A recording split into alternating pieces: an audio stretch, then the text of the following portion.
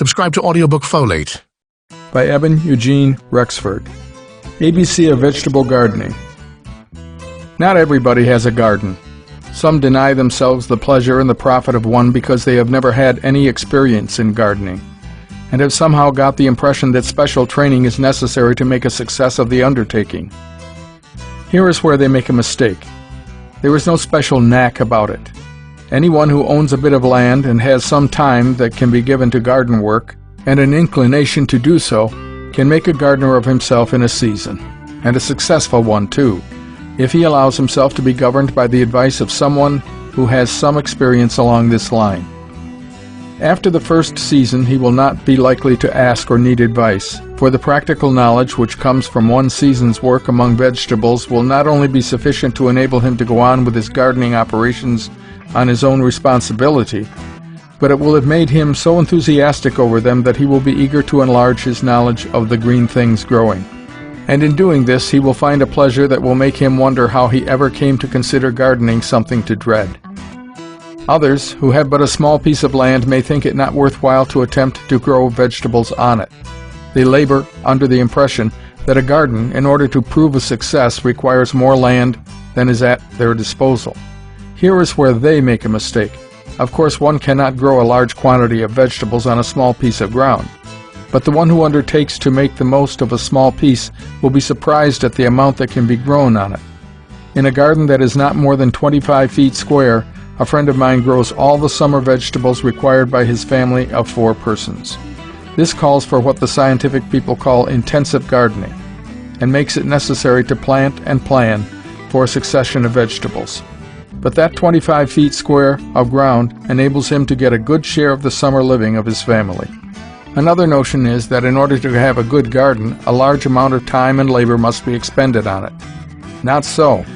A very small amount of systematized labor will be demanded by even a good-sized garden, if it is planned in such a manner that labor-saving tools can be used in its cultivation.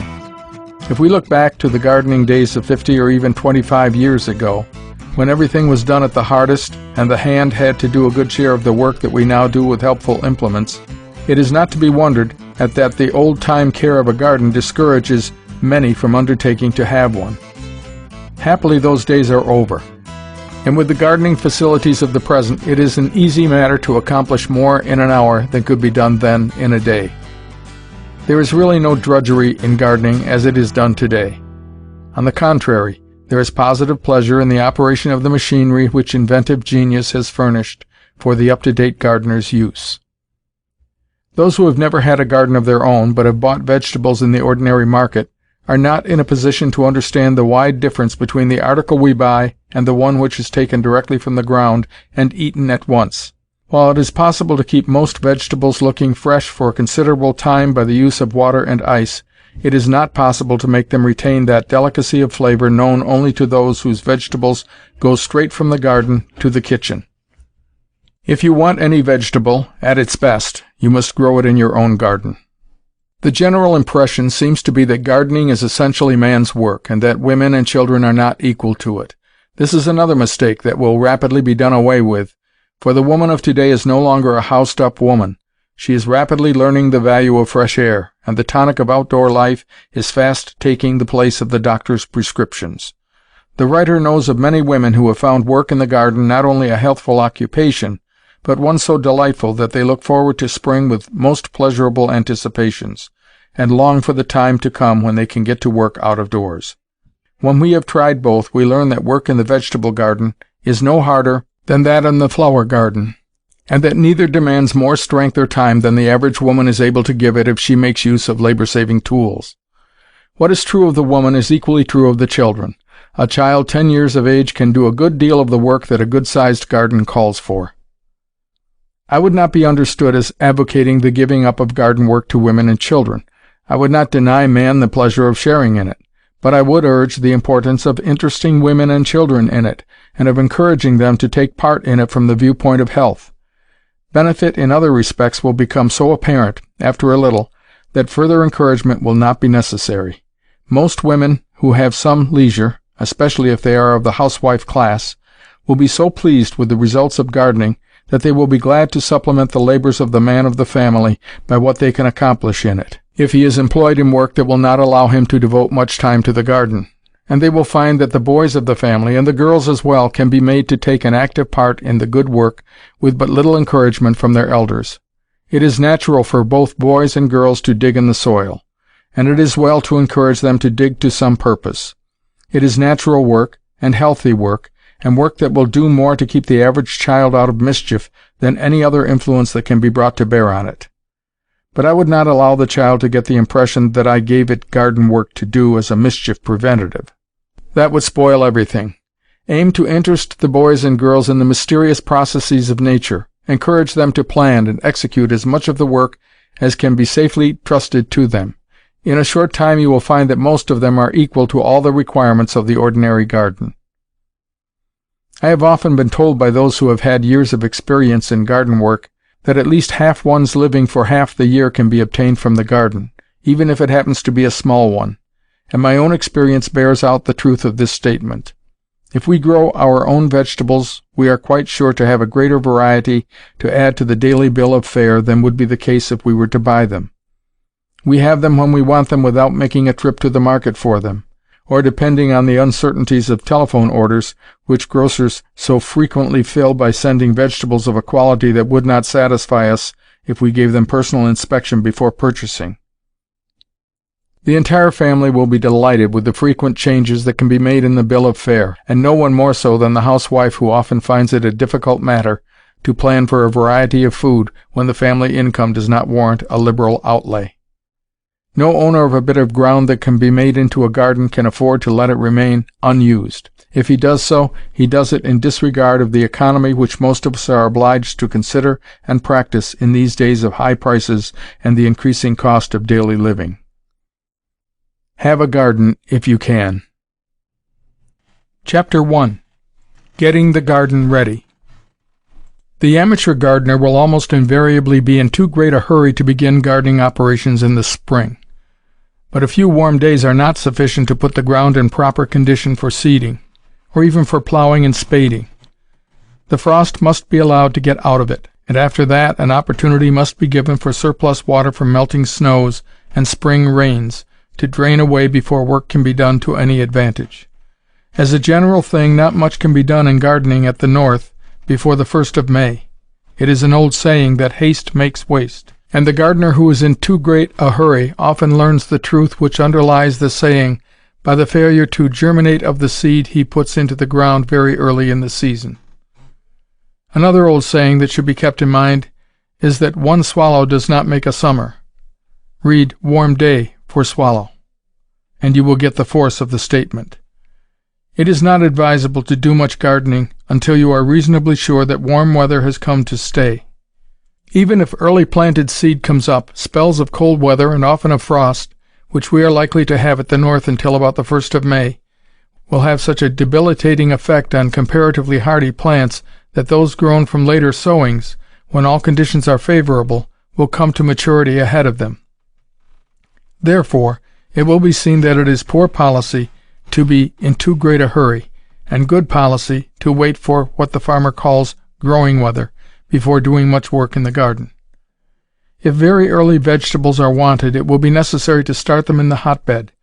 In another chapter I will give some directions for the making and management of this very important adjunct of gardening. The first thing to do in making a garden is to plow or spade it. Plowing is not admissible on small grounds, but where there is room enough to allow a team and plow to operate, I would advise it in preference to spading, because it will save a good deal of hard work and greatly expedite matters. Before plowing, some system of manuring should be decided on, as whatever fertilizer is used should be worked well into the soil, and this the plow can do most effectively. Barnyard manure, if old and well rotted, is better than anything else I have any knowledge of for all kinds of vegetables. But unfortunately it is seldom obtainable by those who do not live in the country. There are many commercial fertilizers on the market, but not all kinds of them are adapted to all kinds of soil. In order to secure the best results, it is advisable that the amateur gardener should consult some dealer in these fertilizers in his immediate vicinity, or someone who has had personal experience in their use. with a view to making sure that he is getting just the kind best adapted to the soil in his garden. It is absolutely necessary that he should do this, in fact, for if he buys at random, he runs the risk of getting something that will fail to answer his purpose. While it is always advisable to apply whatever fertilizer is used before plowing, commercial fertilizers can be applied later with good effect, but it will be necessary to apply them in such a manner that they do not come directly into contact with the seed, as many of them are so strong that they kill it. Plow the garden deeply, for by so doing you bring to the surface a stratum of soil in which there is more latent fertility than in that close to the surface. After plowing, allow the soil to remain as thrown up from the furrow for 2 or 3 days. Sunshine and warm air will have a disintegrating effect on it, which will make it easy for you to reduce it under the application of hoe and iron rake to that mellow condition so necessary to the welfare of the plants you propose to grow. It should be worked over and over until not a lump is left in it. You cannot expect to grow good vegetables in a soil that has not been well pulverized before seed is planted. Large grounds, or those of a size that admit of the use of horses, can be speedily mellowed with the harrow, which should be run over the ground from all directions until it is thoroughly pulverized. In the small garden, the rake and hoe will have to take the place of the harrow. Small pieces of ground should be spaded. Let the soil remain as thrown up by the spade for 2 or 3 days before attempting to work it. I have been told by some amateur gardeners that they did not use much manure because trees and shrubs that grew in close proximity to their gardens were so thrifty without manuring that they felt confident that the soil must be quite rich enough for vegetables without resorting to the use of any fertilizer. These persons lacked the experience which would have enabled them to understand the wide difference between tree and vegetable growth. A tree or bush sends its roots deeply and widely into the soil, and applies to its uses food that the vegetable cannot send its roots in search of. The roots of most garden plants do not extend far in any direction, nor go very deep. Therefore, food must be given directly to them if we would secure the best possible result. There are very few gardens in which the natural soil has a sufficient amount of nutriment to produce the effect we aim at without the addition of some kind of plant food. A rich soil is absolutely necessary in order to hasten development. Unless a vegetable makes a quick growth, it is pretty sure to be lacking in tenderness and flavor. Of course, it is possible to apply a greater amount than a plant can make use of, thus forcing an unhealthy growth, but this is not likely to happen if we consult the wise old gardener who knows his garden and the plants he grows in it as a mechanic knows the machine he uses. Chapter 2. Laying out the garden. There will be little laying out to do in the small garden. Here the chief aim will be to make use of every available bit of soil. The beds will be narrow, and the paths between them will be just wide enough to walk in, and these will be the only portions of the ground in which something is not grown. Not much chance for planning, you see. In the larger garden, it will be not only possible, but advisable to do considerable planning.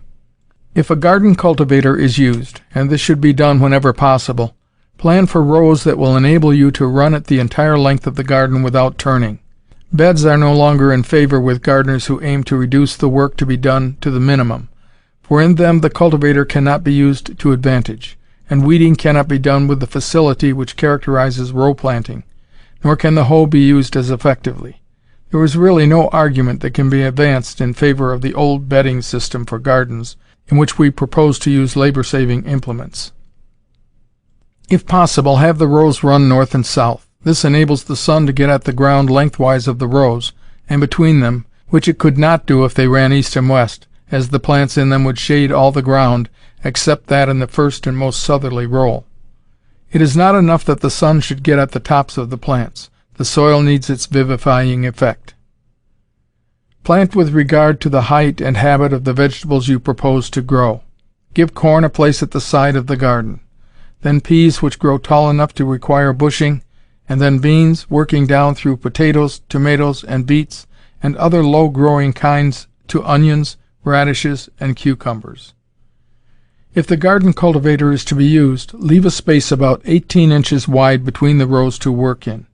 This implement can be adjusted to fit any width desired.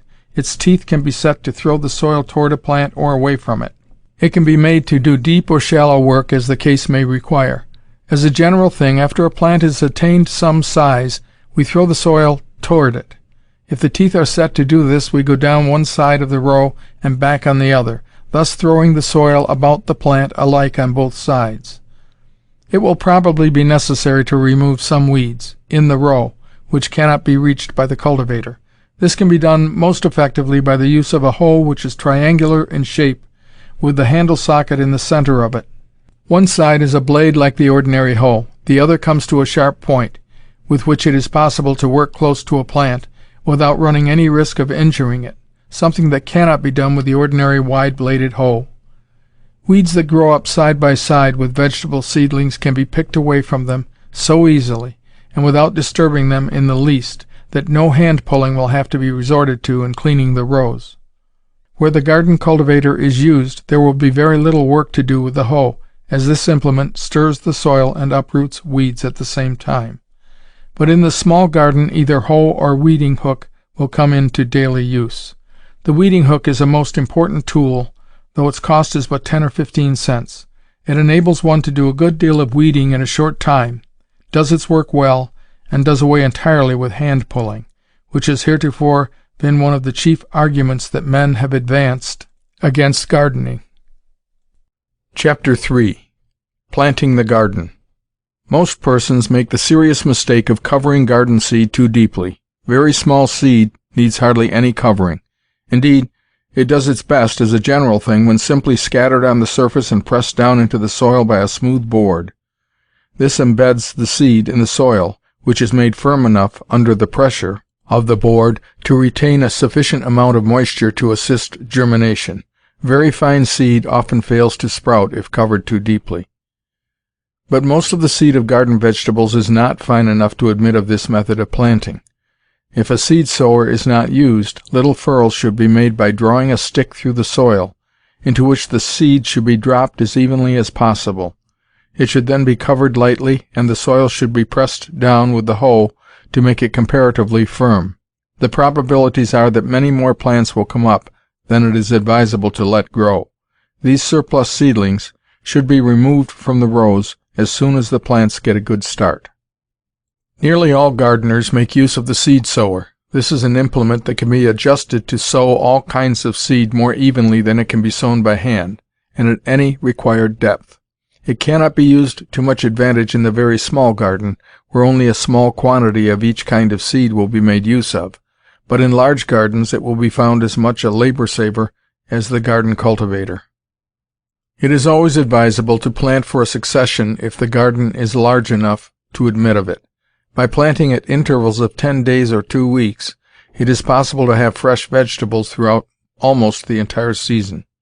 Where this is done, it will not be advisable to plant very much of any one kind. Among almost all vegetables, there are early, medium, and late varieties. Some of each of these should be planted in all gardens of a size to warrant so doing.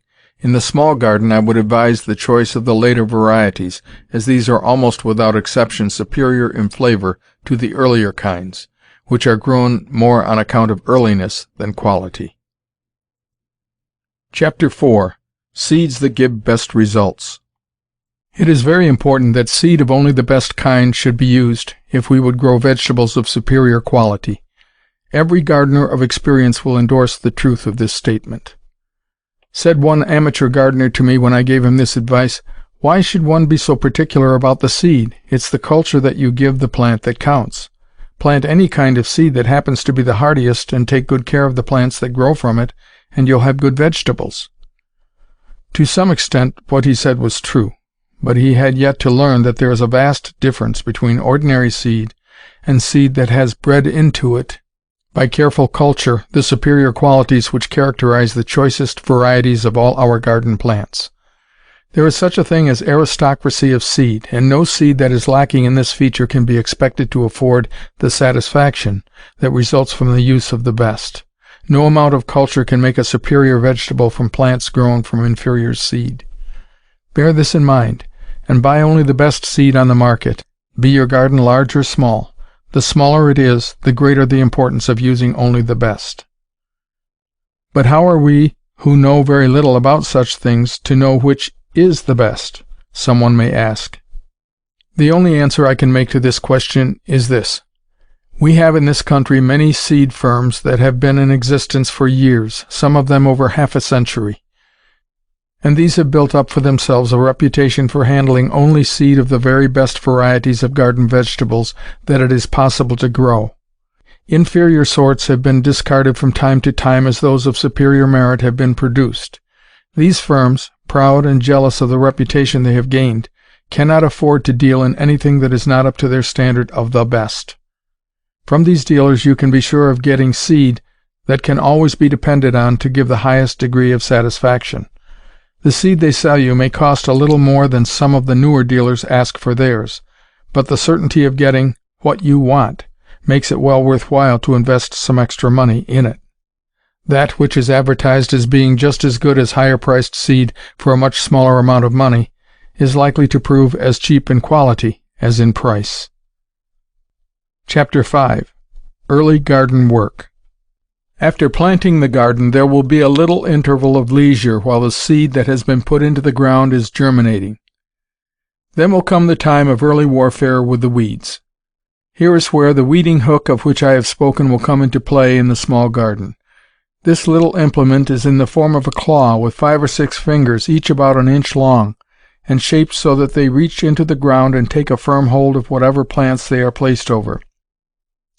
It can be so operated that these fingers, working close to plants which it is not desired to uproot, will tear away the weeds without disturbing the other plants, and the soil will be left in light and mellow condition, as if a tiny rake had been drawn through it.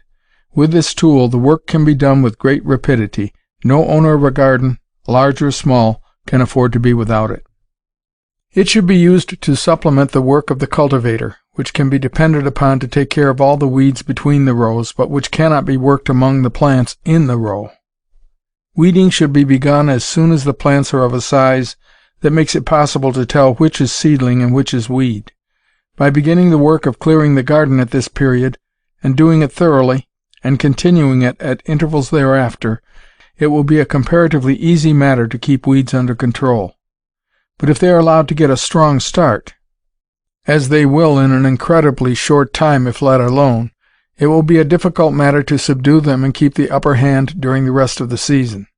It is very important that they should be given to understand at the outset that they will not be tolerated in your garden. This will necessitate early work and careful and regular attention thereafter. But it will not be the laborious work that so many persons think it is if it is begun at the right season and always carried on the offensive. It is when weeds have been allowed to entrench themselves firmly in the garden that this work becomes disagreeable. Nor is it work that will require a good deal of one's time. In the cultivation of a garden, it is the little attentions, given when needed, that count, rather than the amount of labor and time expended there, as you will find when you come to have a garden of your own. If there are any vacant places in the beds or rows, fill with plants taken from places where they stand too thick. In the small garden there should be not one vacant spot. Every bit of soil should be made to do its share of work in the production of some vegetable. If weeds are kept down during the early part of the season, there ought not to be many during the latter part of it.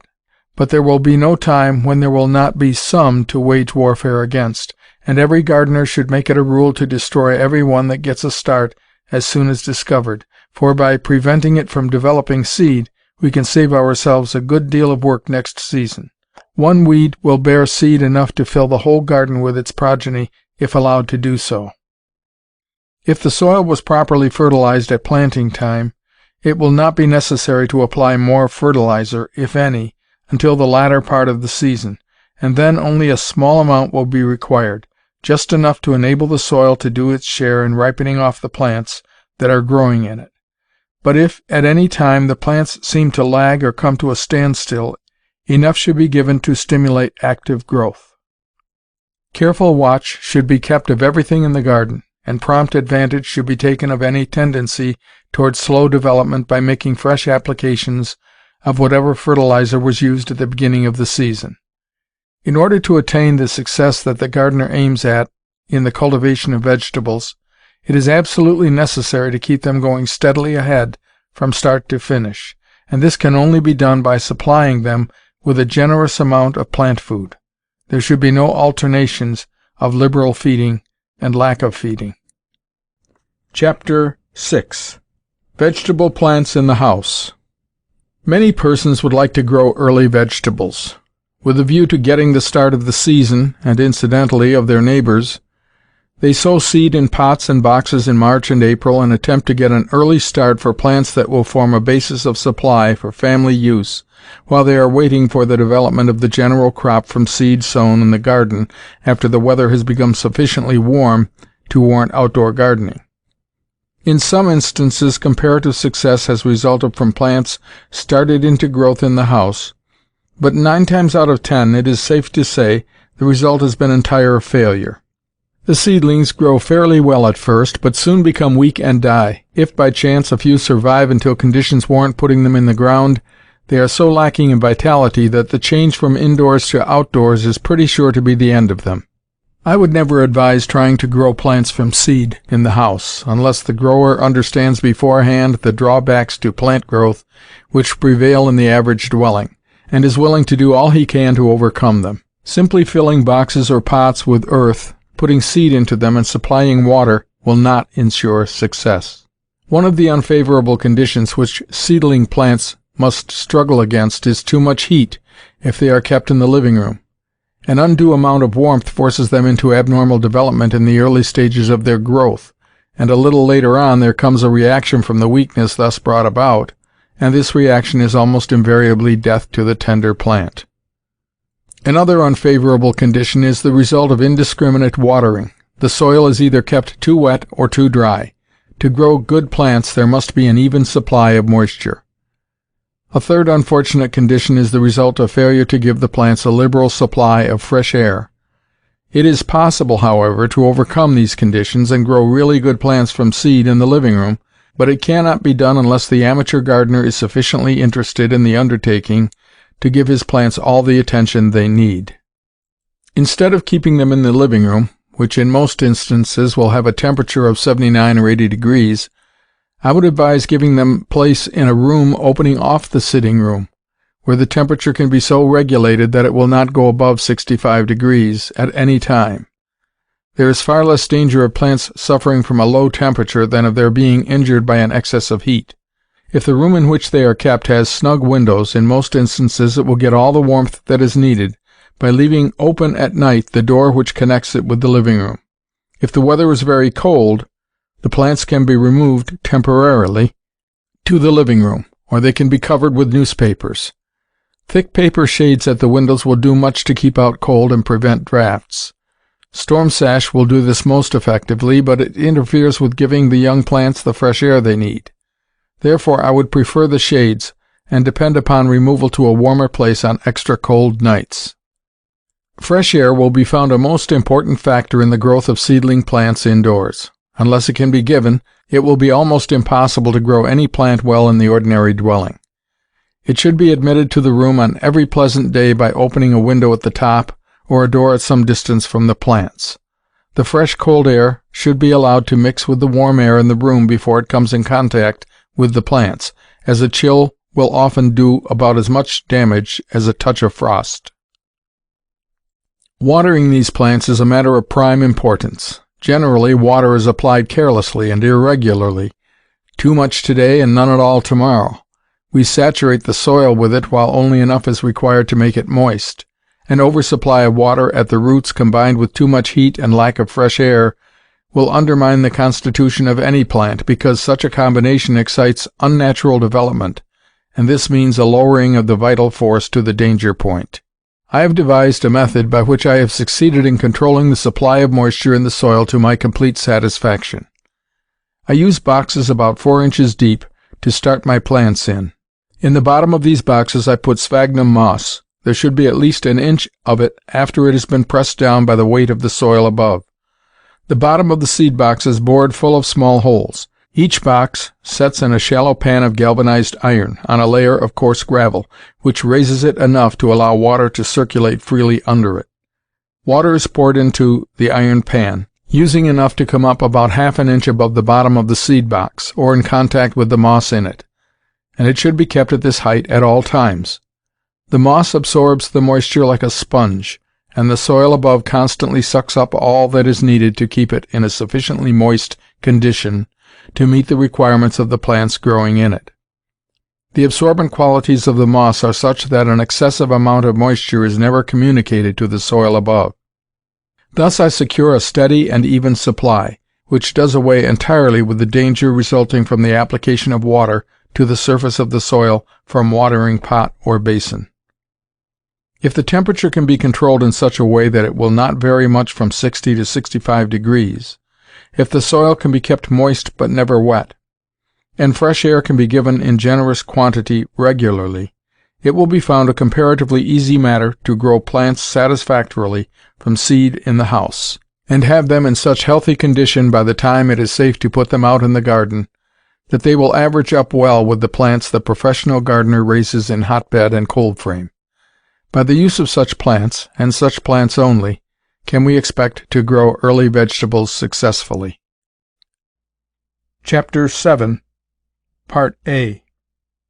Standard Varieties of Vegetables. The amateur gardener will find it extremely perplexing work to make a satisfactory selection of varieties of vegetables to grow in his garden. He knows quite well, as a general thing, what kinds he wants to grow, but when he comes to a consultation of the seedsmen's catalogues, he discovers that of each kind of vegetable listed therein, there are so many varieties mentioned that he is bewildered. Most of them are described as being so desirable that he cannot help getting the impression that if he rules out this or that one, he is likely to deprive himself of the very thing from which he would obtain the highest degree of satisfaction.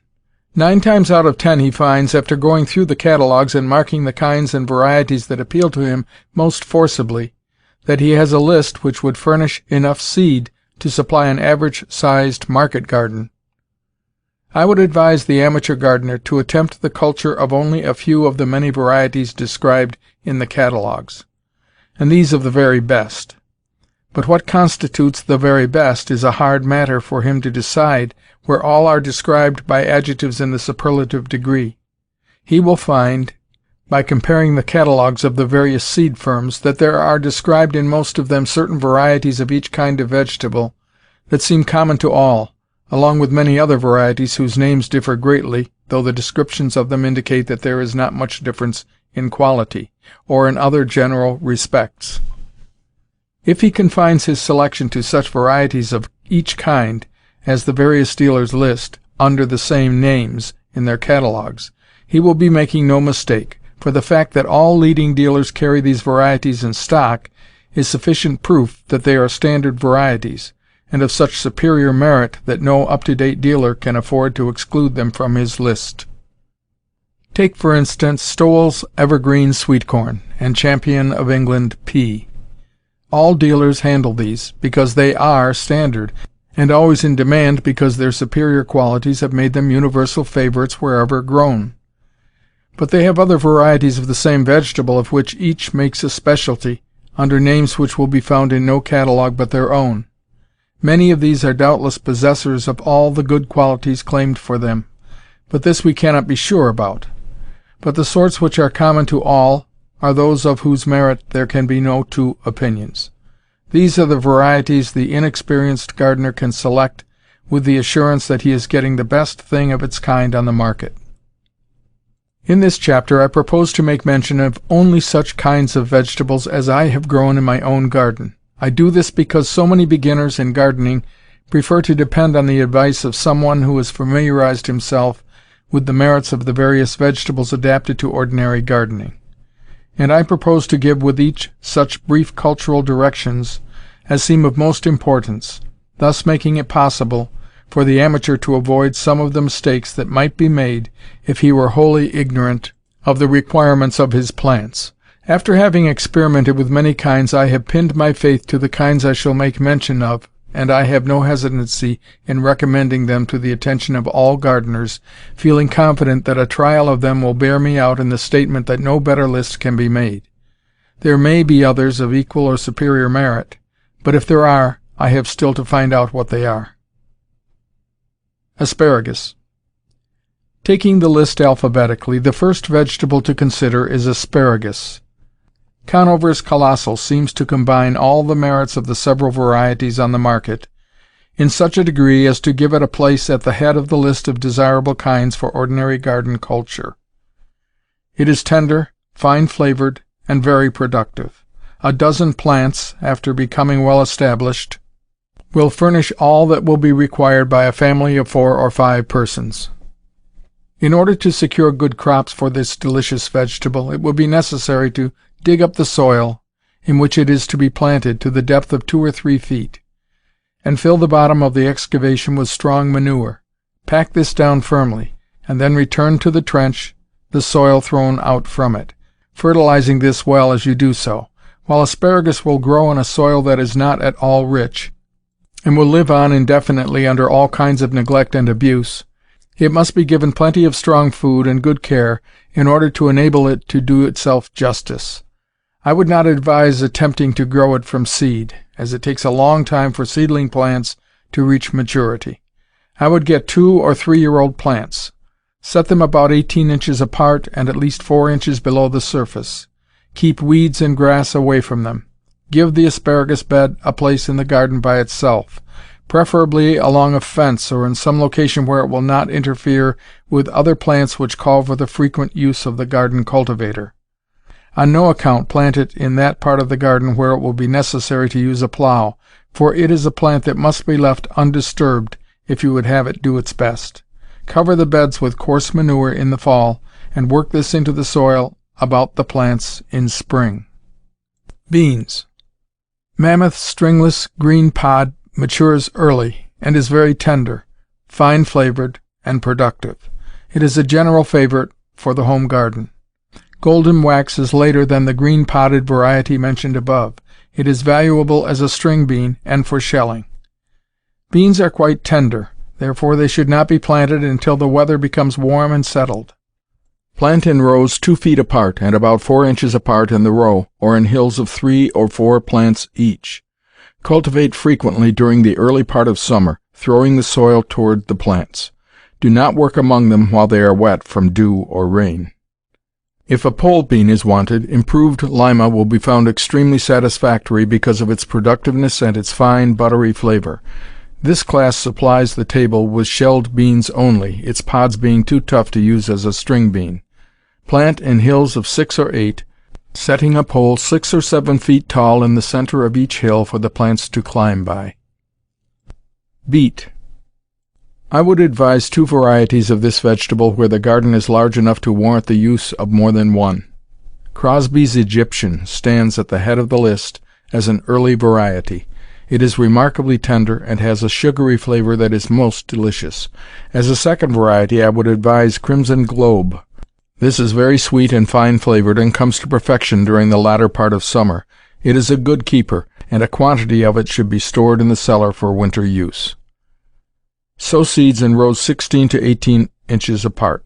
Sow thickly, and use the surplus plants as greens while young and tender, making use of both top and root. Thin to 3 or 4 inches apart. Cabbage. Unless the garden is of considerable size, I would not advise planting this vegetable, because it takes up so much room that might be better given to other kinds which the housewife will find more useful. The plants should stand at least 2 feet apart.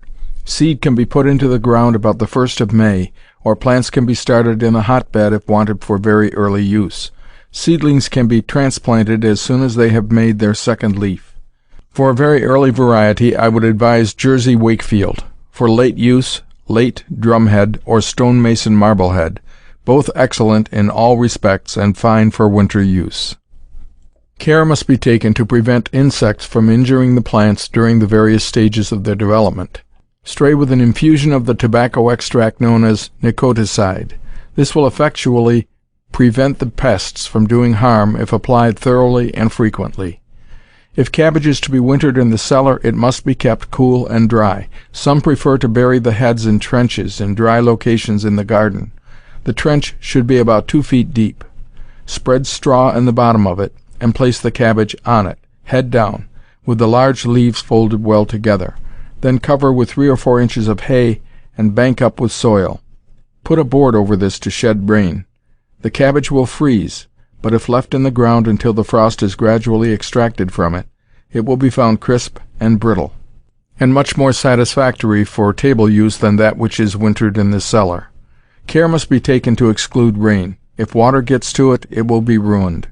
It is a good plan to cover the trench with oilcloth or tarred paper, both being waterproof.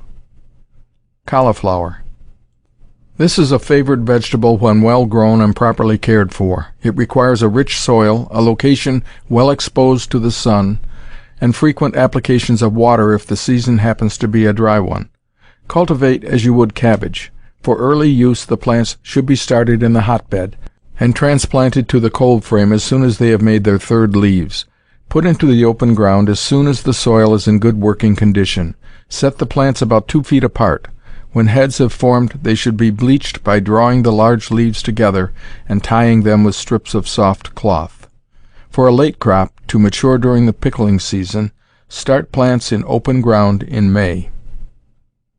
The best early variety is Dwarf Erfurt. Autumn Giant is an excellent late variety. Carrot.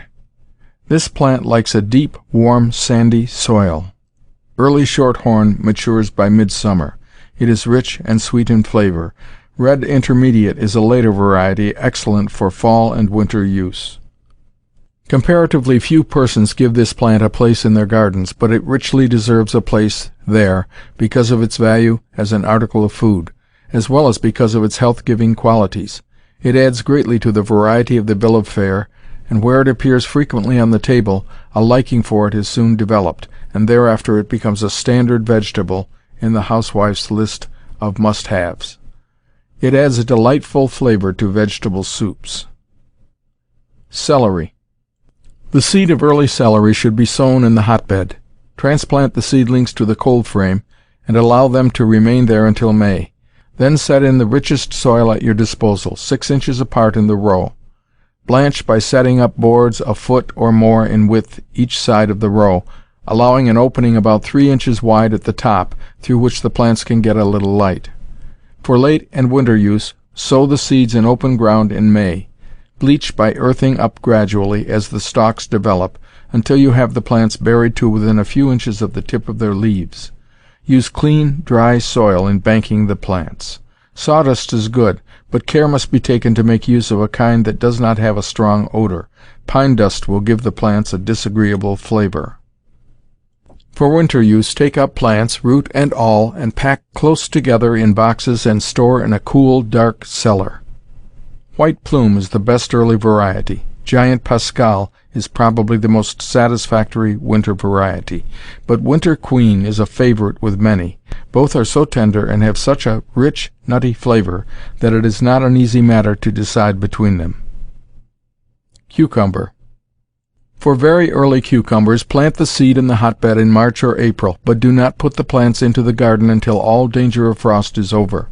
This plant requires a rich and mellow soil. It should be set in hills at least 4 feet apart. It is a good plan to start the seed in pieces of sod placed grass side down. This enables one to move them from the hotbed without any disturbance of their roots. The cucumber or squash beetle often destroys the plants when they are put in the open ground if close watch is not taken and prompt effort made to rout the enemy. Spray with nicoticide infusion, taking pains to have it reach the underside of the leaves. Dry road dust sifted thickly over the plants is often found quite effective, but because of the inability to apply it to the underside of the leaves, the liquid insecticide will be found more effective. Improved early white spine is a favorite with all who like a crisp, tender-meated, finely flavored cucumber. Everbearing is an excellent sort for pickling as well as for use on the table during the fall, as it continues to bear until frost kills the vines. Corn. Sweet corn is one of the most delicious of all garden vegetables, and every garden that is large enough to admit of its culture should give place to 2 or 3 varieties of it. Because of its tall growth and the distance required between rows, it is not adapted to culture in the very small garden, though I would willingly go without some of the other vegetables generally grown there, in order to give place to a few hills of it. Golden Bantam produces ears only 4 or 5 inches in length, but what they lack in size they make up for in tenderness and sweetness. Country Gentleman is a medium variety, very tender, sweet, and juicy. But the ideal sweet corn is Stowell's Evergreen. No other variety equals it in tenderness, sugary sweetness, and rich flavor. It does not come to maturity until quite late in the season, but it remains in excellent eating condition until the plant is killed by frost. Do not plant until the weather and the ground are warm, generally about May 10th at the extreme north. Sweet corn seed often decays if put into the ground as early as field corn. Have the soil rich and mellow, and cultivate it frequently and thoroughly.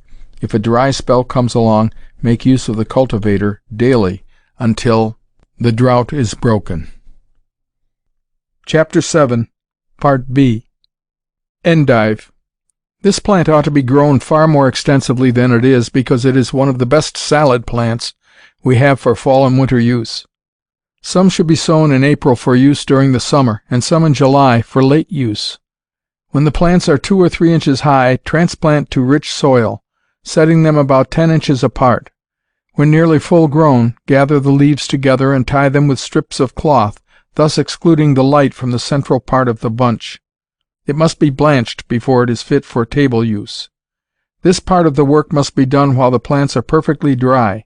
If done when they are wet or even moist, they will be quite sure to rot. Lettuce. This plant should be started in the hotbed if there is one. The seedlings should be transferred to the cold frame before they have attained much size, and left there until the ground becomes warm.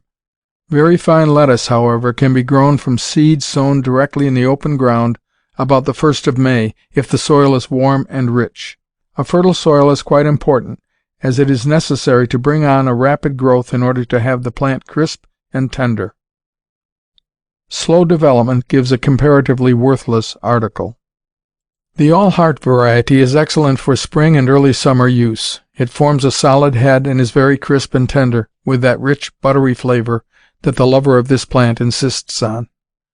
Mammoth Salamander is one of the best late-season kinds. Melons.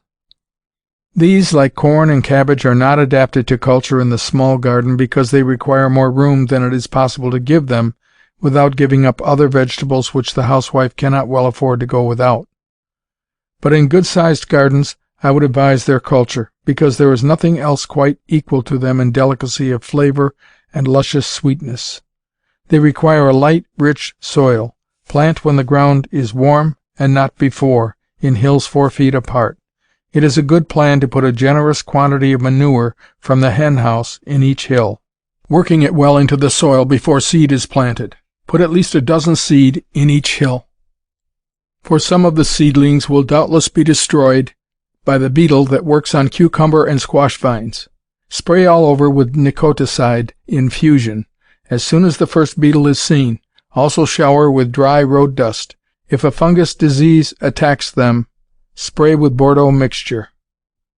Rocky Ford is the standard variety of muskmelon at present. It has a thick greenish-yellow flesh, is smooth-grained, is very sweet, has a most delicious flavor, and is so tender that it fairly seems to melt in the mouth. Netted Gem is another standard variety.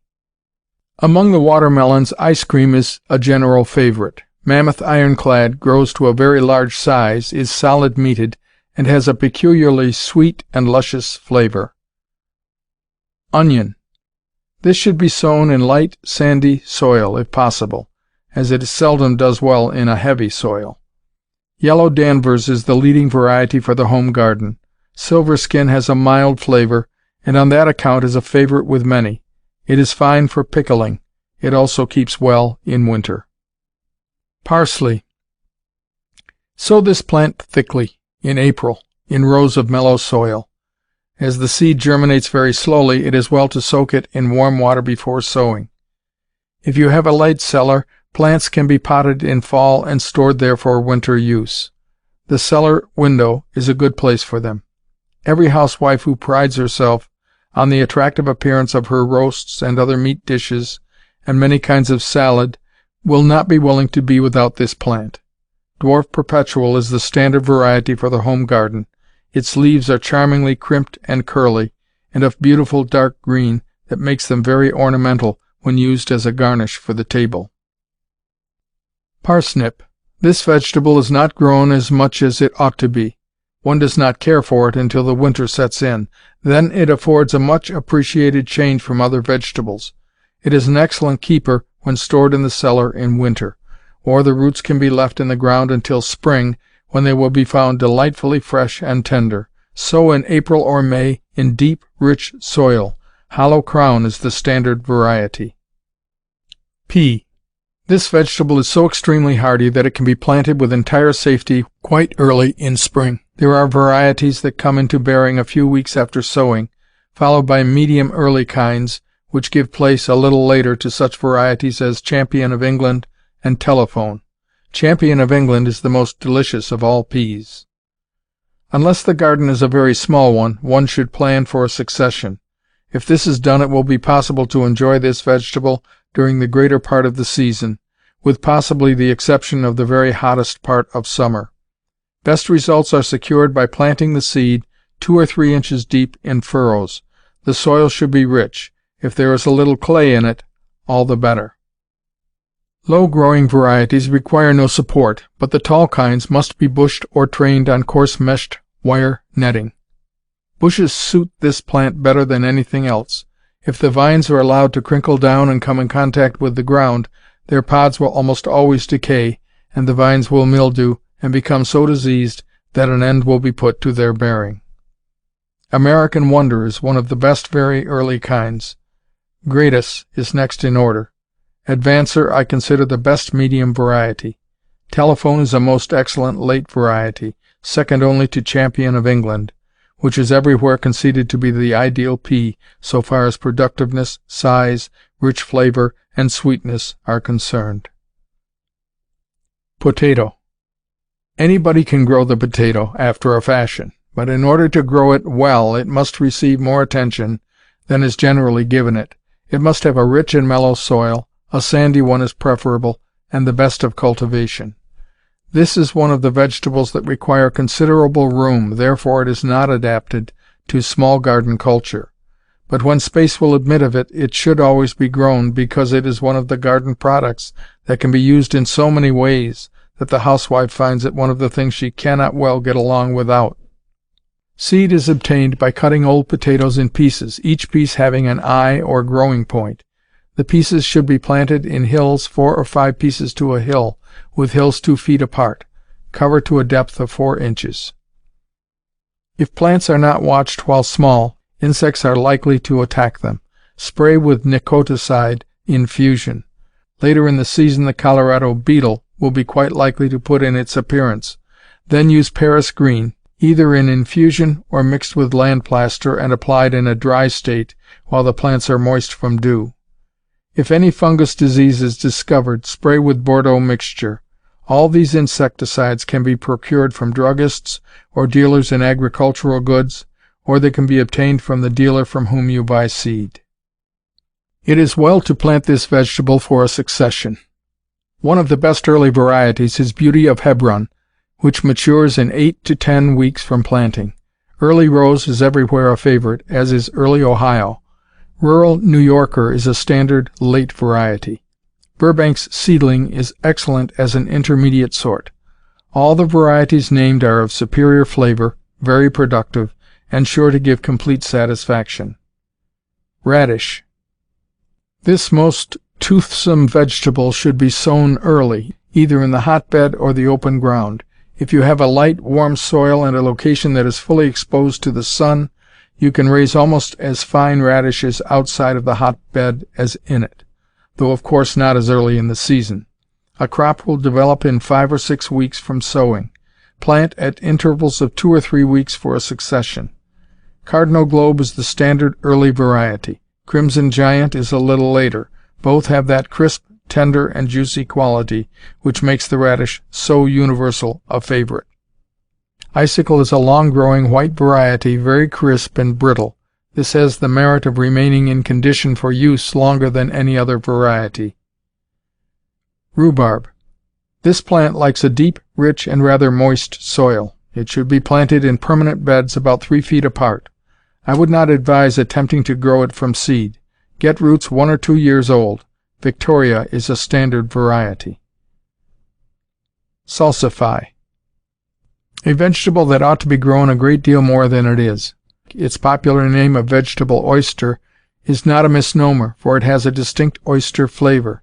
Many persons prefer it to the bivalve when it is cooked properly. Being hardy, it can be left in the ground over winter, or it can be dug and stored in the cellar along with parsnips and carrots for use in winter. Sow early. Squash. Probably the best variety of summer squash for home use is giant crookneck. For winter use, the Hubbard stands at the head of the list. These favorite vegetables require a rich soil. They should be planted in hills about 3 feet apart. Have the soil rich. Keep watch of them, for they are liable to attacks from beetles. It is well to sprinkle a handful of tobacco dust about the young plants.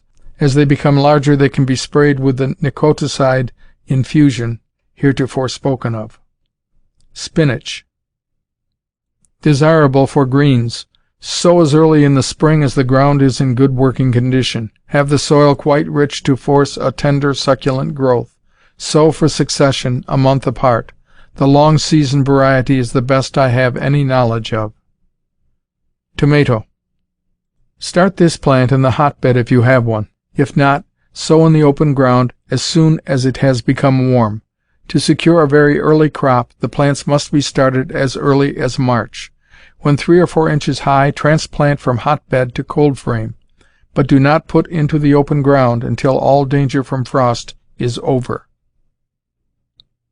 If you are without hotbed facilities, I would advise purchasing plants from the gardener who tries to supply his customers with strong and healthy plants very early in the season. Plants from seed sown in the open ground will be so late in ripening a crop, as a general thing, that they will not afford satisfaction. Standard varieties are Stone, very solid and firm-fleshed and of fine quality, and Ponderosa, very large, fine-flavored, and almost seedless. Chapter 8. Small Fruits and Their Culture.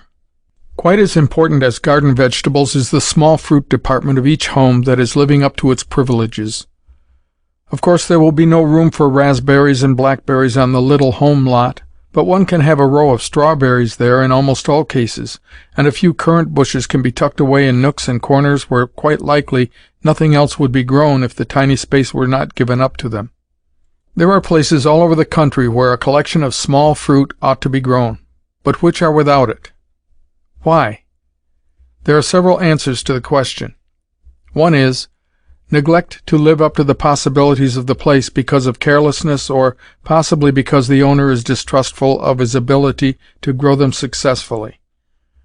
Another is the impression that these plants are so exacting in their demands that none but skilled gardeners are warranted in undertaking their culture.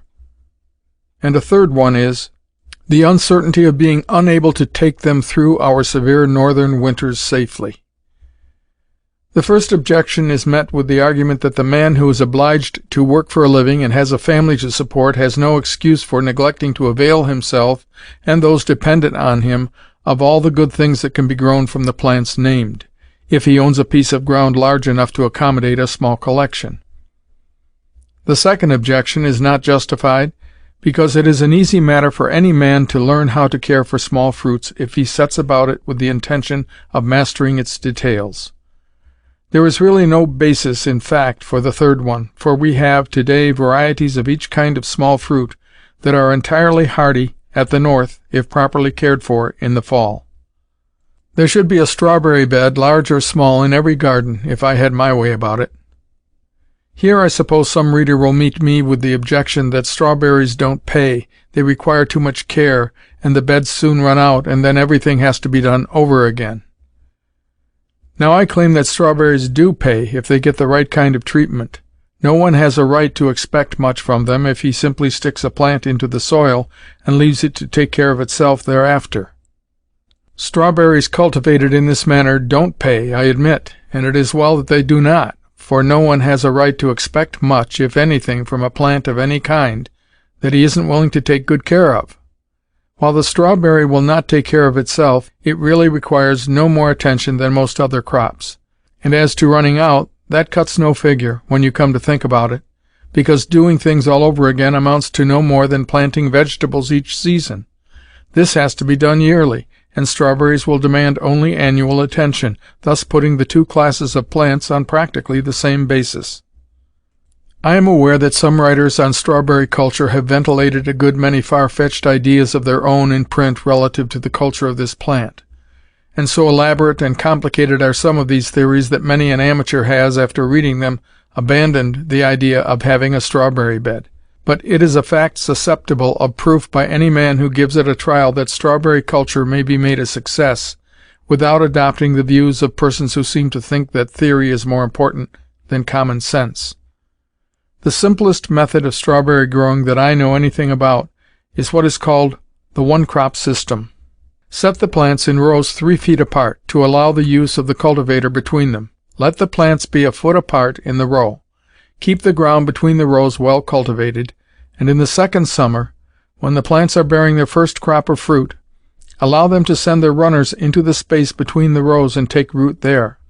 When these young plants have fully established themselves, which will be by the end of August as a general thing, take a spade and cut down between them and the old plants. Then dig up the old plants, making the place where they grew a space between rows. Next season, train runners from the bearing plants back into the old row. By thus alternating the location of the plants, you keep the garden supplied with one-year-old ones from which you get but one crop of fruit. This method is so simple that anyone can understand it, and it has the endorsement of some of our most up-to-date gardeners who recognize the fact that one full crop of berries is about all that can be expected from the strawberry. Of course, older plants will bear fruit, but never of the quantity and quality which is obtained from strong, healthy young plants, whose vitality has not been drawn upon by the production of a heavy first crop. This one-crop system makes it possible to grow fine berries without giving the plants more care than is required by ordinary vegetables. The soil for strawberries should be rich and mellow, and should be kept entirely free from weeds. It is a good plan to spread clean straw between the rows before the crop ripens, to keep the fruit from coming in contact with the ground or having sand washed upon it by heavy rains. The best variety of strawberry that I have ever grown is Brandywine. It is very productive, bears large berries, has a most delicious flavor, and is never hollow-hearted. It ripens in mid-season. The best late variety, allowing me to be judge, is Gandy. This kind requires a very rich soil. Where it can be given this, no more satisfactory late cropper can be grown. The two varieties named above combine all the best qualities of this most popular fruit. Several times in the last few years, the announcement has been made that a fall-bearing strawberry has been produced, but as it was of European origin, it did not prove satisfactory under American conditions. Of late, however, some of our most progressive small fruit growers have succeeded in growing two varieties that promise to be really good fall croppers.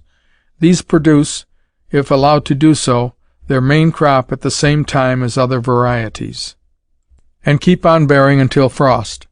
But in order to secure a good crop late in the season, it is advisable to cut away all buds that appear in June, keeping the strength of the plant in reserve for the fall crop. It is well to mulch these plants during the hot, dry weather of summer. These fall-bearing varieties are on the market under the names of Superb and Progressive. The blackberry responds generously to good treatment, bearing enormous quantities of large, juicy berries of most delicious flavor when given proper care. It prefers a rather sandy soil. In order to secure a fresh stock of wood for each season's crop, the old canes should be cut away as soon as they have ripened their fruit, thus throwing all the strength of the plant into the production of new canes from which fruit is to be expected next season.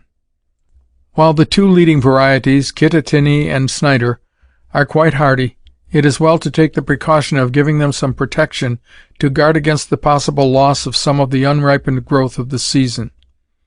This is done to the best advantage by removing 2 or 3 spadefuls of soil from the base of each plant close to its roots, and then tipping the bush over until it lies flat on the ground. This could not be done without running the risk of breaking some of the stiff and brittle canes if the excavation were not made. When the bushes are spread out on the ground, where they are held in place by laying boards across them, throw some coarse litter over the base of the plant, and scatter a covering of straw over the branches. As soon as the frost is out of the ground in the spring, lift the bushes and replace the soil that was taken away in the fall. Raspberries are second only to strawberries in deliciousness of flavor, and should have a place in all gardens where there is room for them. They do well in almost all soils, if well drained.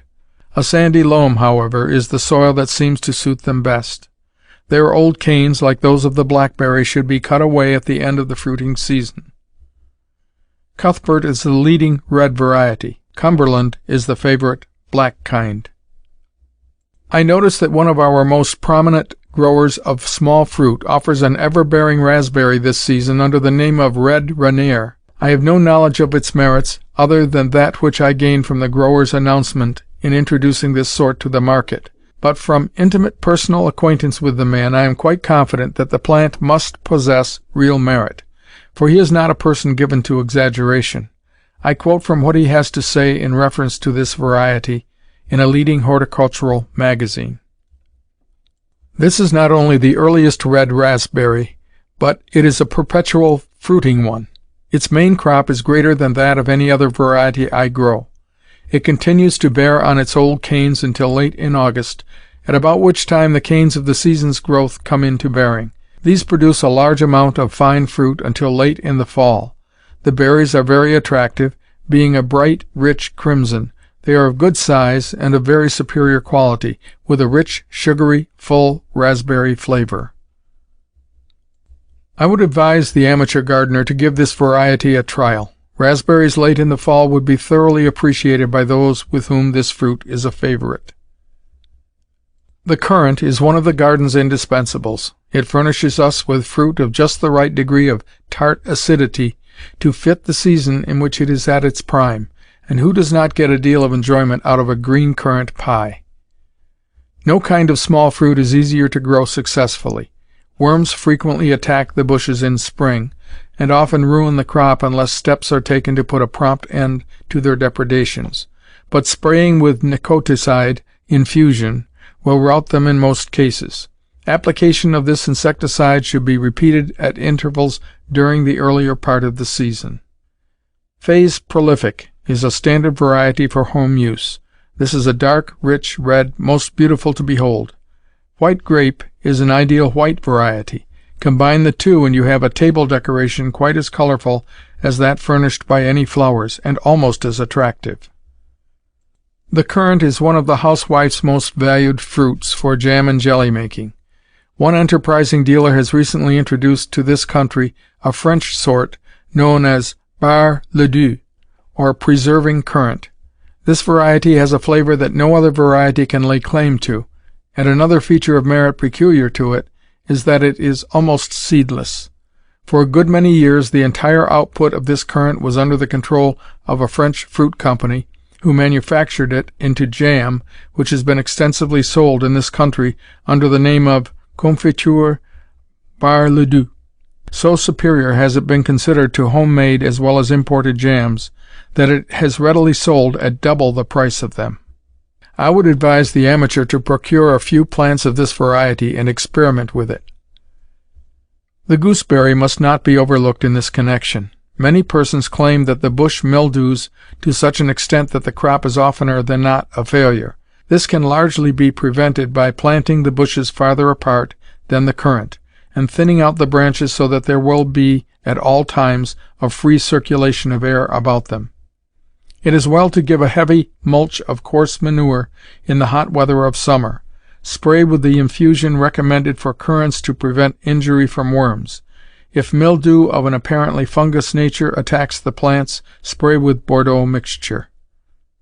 This hardly seems the place in which to say much about the culture of the apple, plum, pear, and cherry, for that is a phase of gardening quite distinct from that which this little book aims to interest the homemaker in. However, the writer would urge having all these fruits when conditions are favorable to their culture. The more fruit we eat, the healthier we will be. All kinds of small fruit can be planted in spring to better advantage than in fall. though the nurseryman will tell you, if you consult him, that it makes little difference whether you plant in spring or fall. The writer has tried both methods, and he has always been most successful when plants were put out in April and May, provided they were sent from the nursery that spring. If they are sent in fall, they should be heeled in over winter. Heeling in consists in burying the roots in a place where they will be kept dry during the winter. It will not be necessary to cover all the top, though there is no objection to this if the owner thinks it safer to do so. Care should be taken to keep the plants well protected from storms. This can be done very effectively by spreading tarred paper over them, pains being taken to weight it down with stones or something else equally heavy to prevent its being blown out of place. Plants that have been heeled in over winter should be set out as soon as possible in spring. Chapter 9. Hotbeds and Cold Frames. In order to have vegetables early in the season, it will be necessary to give them a start some weeks before the ground is in proper condition for the reception of seed. Sometimes this is done by sowing the seed in pots and boxes in the living room, as advised in Chapter 6, but here conditions are not very favorable to healthy growth, unless great care is taken to follow the directions given in the chapter mentioned, and even then success does not always attend our efforts. In order to give our plants the early start that they must have if we want vegetables at a time when most gardeners are getting the garden ready for planting, we must make use of the hotbed. If this is done, we can gain from 6 weeks to 2 months in time, and have lettuce and radishes before our neighbors who are without hotbed facilities consider it safe to put seed into the ground. At the North, the 1st of March is quite early enough to get the hotbed under way. I am aware that many young gardeners have the impression that a hotbed is in some respects a mysterious thing, and because of this they do not undertake to make one. Now there is nothing simpler than a hotbed when you come to a study of it. It is simply making a place in which the summer conditions can be imitated by supplying it with steady, gentle heat, and in confining this heat within an enclosure. The heat is generated by the use of material which ferments, and the enclosure is nothing but a combination of boards and glass so arranged that the temperature inside it can be regulated to suit the requirements of the plants you undertake to grow in it. The heat-generating material is generally fresh manure from the horse stable, or a mix of that and coarse litter. Because the heat from rapid fermentation is quite intense, at first the material from which it is obtained should be prepared before the hotbed is brought into use. A quantity of it should be spread on the site selected for the hotbed, which should be one that is high and dry, covering a space larger than the hotbed frame is to be. Spread it in layers 4 or 5 inches deep, tramping each layer down well. When there is 1.5 feet of it, cover it with something that will shed rain, and wait for fermentation to take place. A warm moisture will rise from it like steam. After 2 or 3 days, fork the material over, and remove all straw, and make another heap similar to the first one, taking great pains to have it firm and compact. It is very important that it should have considerable solidity, as a heap of loose litter will never give satisfactory results. There should be at least 1.5 feet of this heat-generating material. While waiting for fermentation to take place in the manure pile, prepare the frame for your hotbed. Let it be about 1.5 feet in depth at the back, and 8 or 10 inches deep in front, with sides that slope from the wider boards to the narrower ones. Cover it with glass set-in sash. If possible, have the sash hinged to the backboard, so that it can be lifted for ventilation without removing it. The best location for a hotbed is one facing the south, that all possible advantage can be taken of sunshine, and against a building or fence that will protect it on the north from cold winds. Some persons prefer to make an excavation of 1 foot or more in depth for the reception of the heating material, but this is not a matter of much importance. As a general thing, it will not be possible to do this in a satisfactory manner while there is frost in the ground, as there will be at the north until after the 1st of March. When the first stages of fermentation are over, set the hotbed frame in place, and fill in with 5 or 6 inches of very fine, rich soil. This is what your seed is to be planted in. The young gardener will be surprised at the amount of heat contained in an enclosure like the one described. It will be very similar to the weather conditions of early or middle May out of doors. In it plants will grow healthily and vigorously, provided they are given plenty of fresh air. This is a matter of the greatest importance. Unless your seedlings are aired daily, if the weather is pleasant, they will make a rapid but weak growth, and when the time comes to put them in the cold frame or the open ground, provided they are alive then, they will be so lacking in vitality that the change will be pretty sure to put an end to them. On every sunny or warm day the sash should be lifted an inch or two about 10 o'clock and left in that condition until about 2. Care must be taken, however, to see that the wind does not blow from a quarter that will drive the cold air in upon the plants. The admission of a cold blast will often be fatal to the tender plants. Great caution must be exercised in regard to ventilation.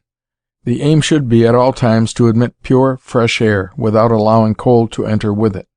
This may seem a somewhat paradoxical statement, for at first thought it will seem impossible for air from without to come in without taking along with it the cold air which is in circulation outside.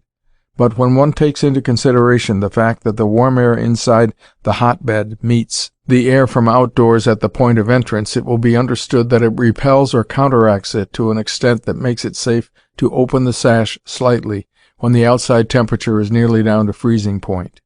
The hotbed owner must study existing conditions and be governed accordingly. It is impossible to lay down any hard and fast rules to apply in this case. On cold nights the hotbed sash should be covered with blankets or old carpeting to prevent the formation of frost on the glass. If you find in the morning that the glass is covered with moisture on its underside, raise the sash a trifle and leave it so until the moisture clears away. If at any time you have reason to think that the warmth inside the frame is decreasing too rapidly, bank up about it with fresh fermenting material. After constructing the hotbed and putting the frame and sash in place, test the heat inside by an accurate thermometer before venturing to sow any seed. When it registers 85 or 90 degrees, the bed is ready for seeding.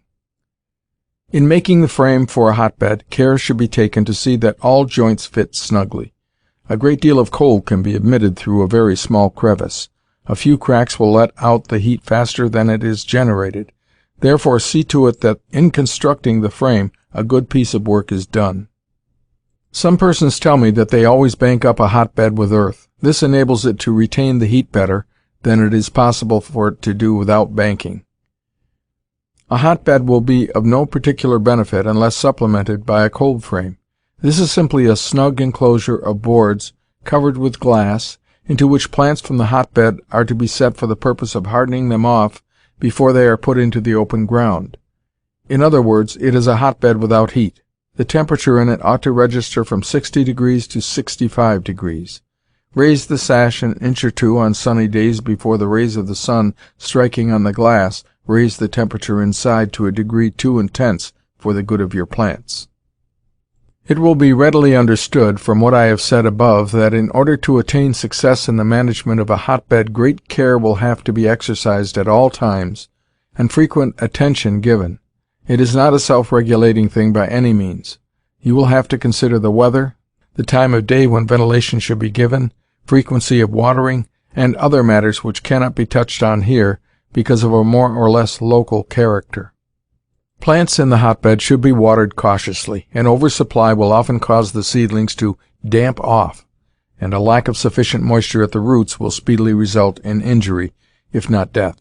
Whenever water is applied, use a sprinkler that throws a fine spray.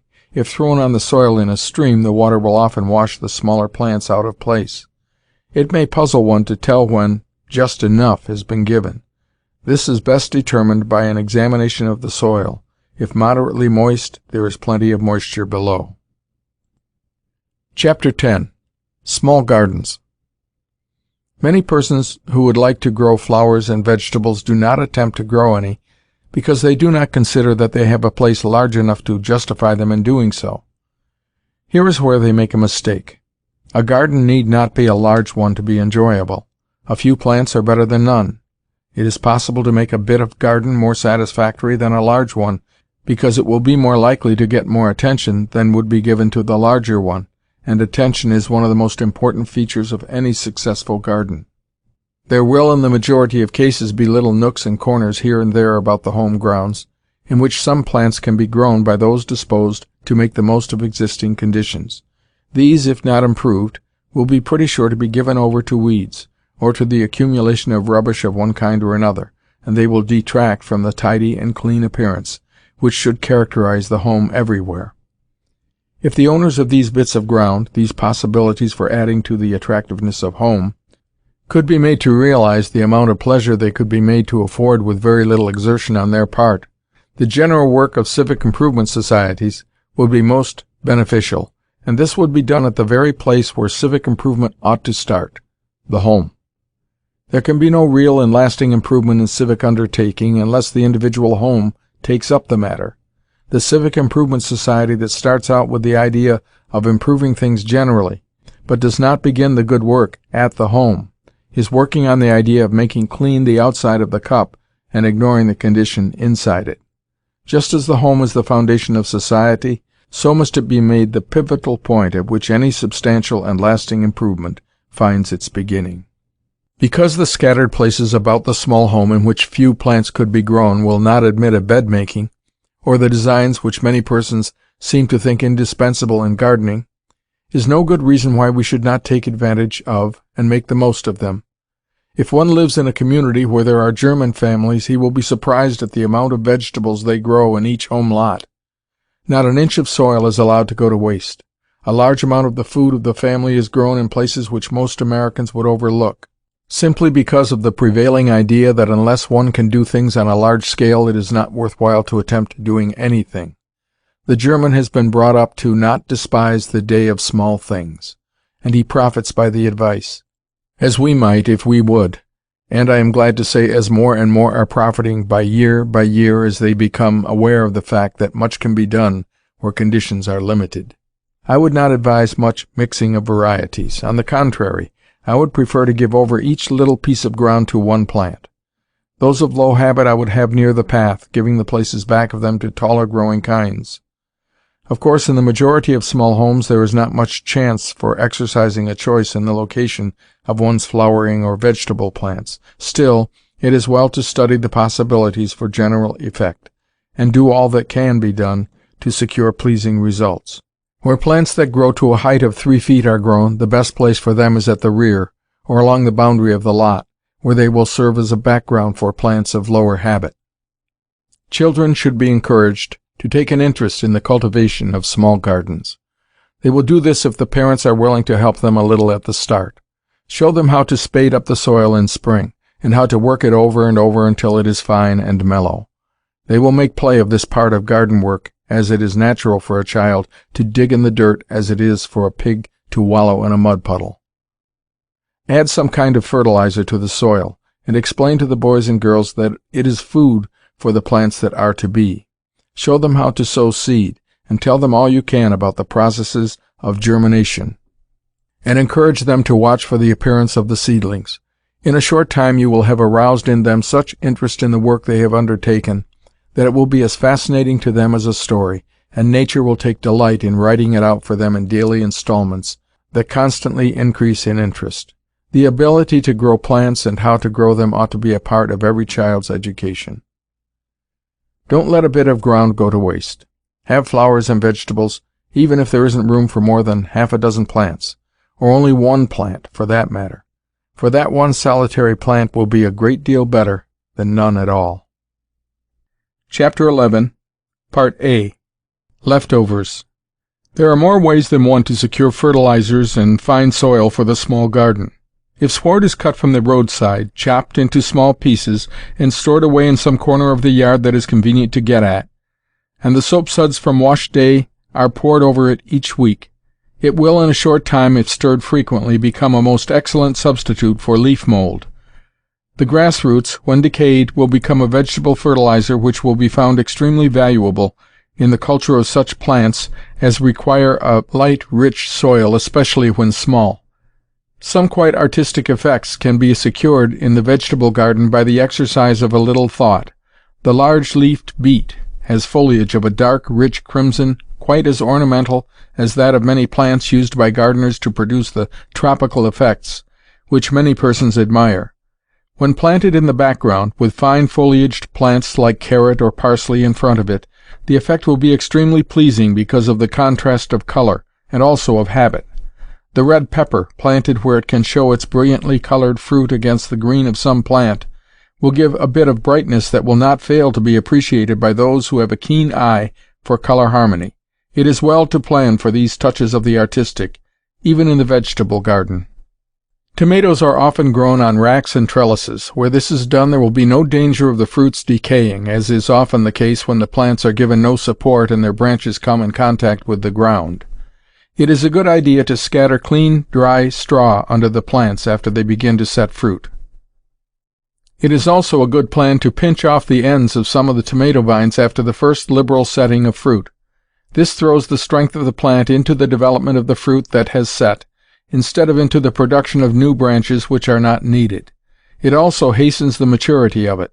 If the tomato is allowed to do so, it will keep on growing and blooming and setting fruit throughout the entire season, and as a natural consequence, much of it will be immature when frost comes.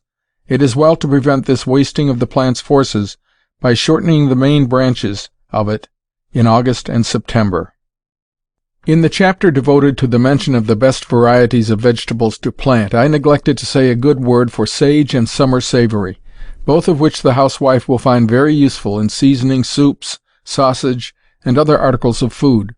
If cut when in their prime and hung in the shade to dry, all their flavor will be retained. When perfectly dry, rub the leaves from the stalks, pulverize them well, and store in paper bags to prevent the loss of their flavor. Dill and caraway seed are often used in cookery, and, as variety is the spice of life, it may be well for the housewife to grow a few plants of each. The writer has a very vivid recollection of grandmother's caraway cookies, and many of the present generation declare a liking for pickles flavored with dill. To add to the attractive appearance of the table in winter, I would advise growing a few plants of the red or purple cabbage to work up in slaws and salads. Beets are capable of giving a bit of color to the table that will be as pleasing to the eye as the taste of this vegetable is delightful to the palate.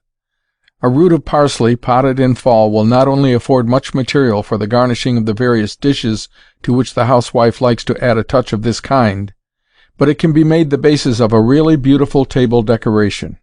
A few bright flowers thrust in among its crinkly foliage will be quite as effective as many more pretentious decorative schemes. The amateur gardener may begin work with the belief that one crop in a season is all he can expect from his garden. He will soon discover his mistake.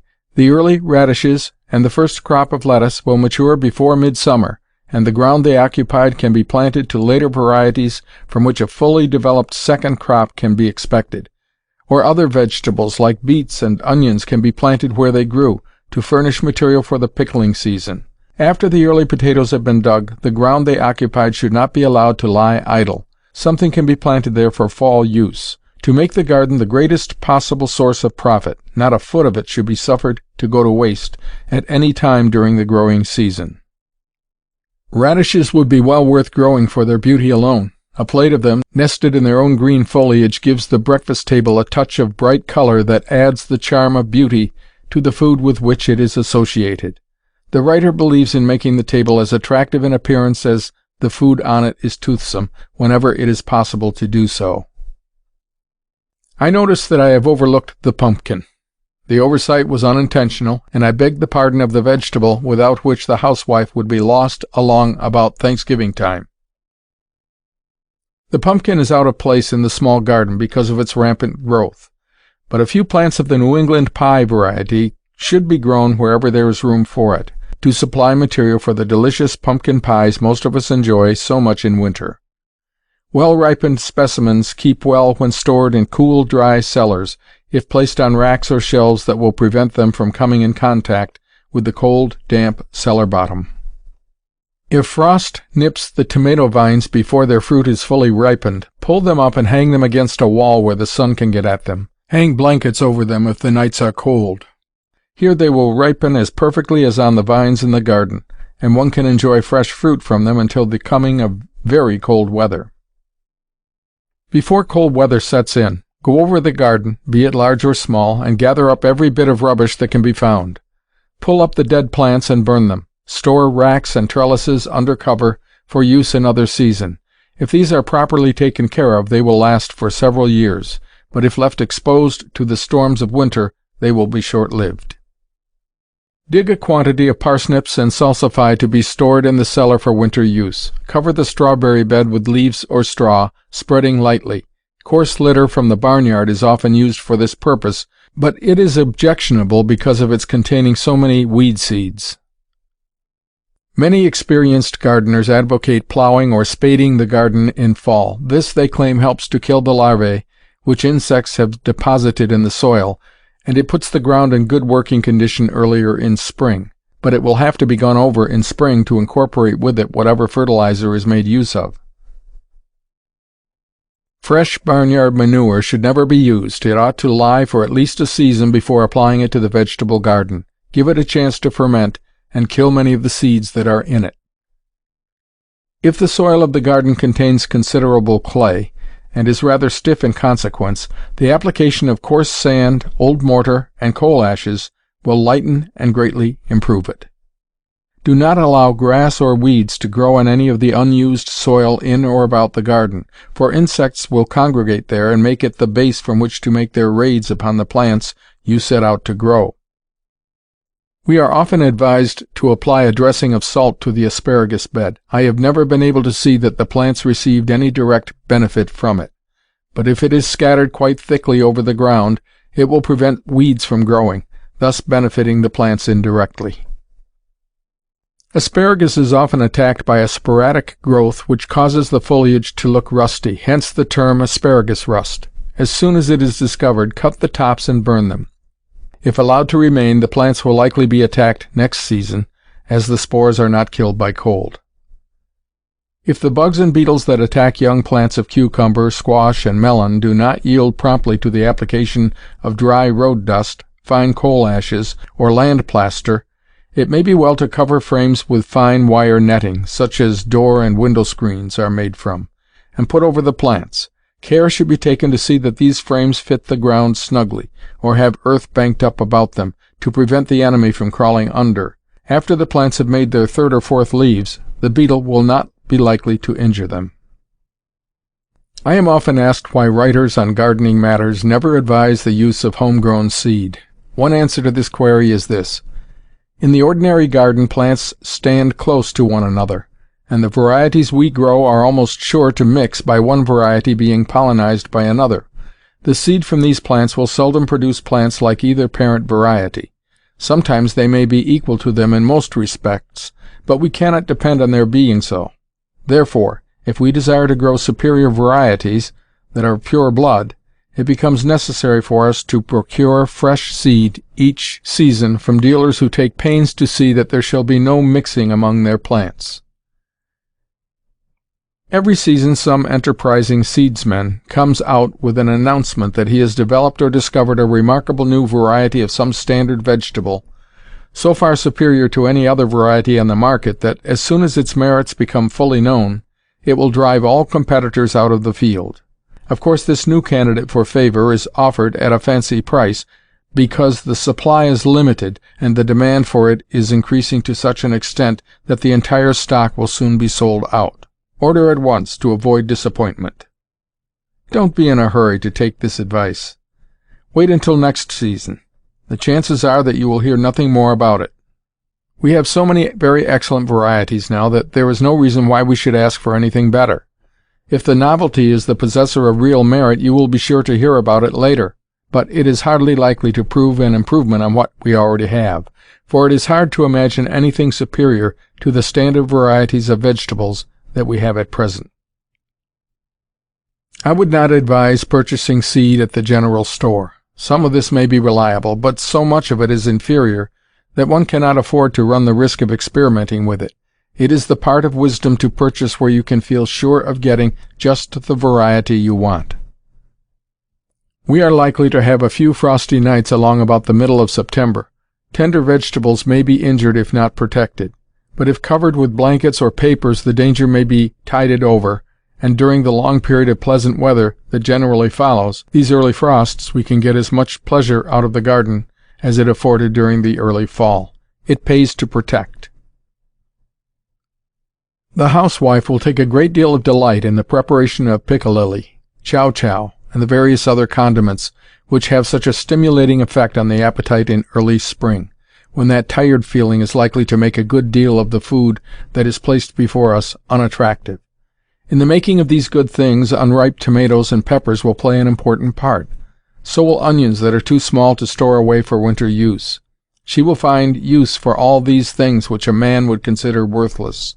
Really, there is but little chance for waste of garden productions if there is an appreciative and prudent woman in the kitchen. A few roots of horseradish should find a place in all gardens, preferably in some out-of-the-way corner where it can be allowed to spread without interfering with other plants. Spread it well, every little piece of root that is broken off in the ground in digging, the large roots becoming an independent plant as soon as thrown upon its own resources. Because of this tendency to take possession of the land, many persons who have undertaken its culture refuse to give it a place in their gardens.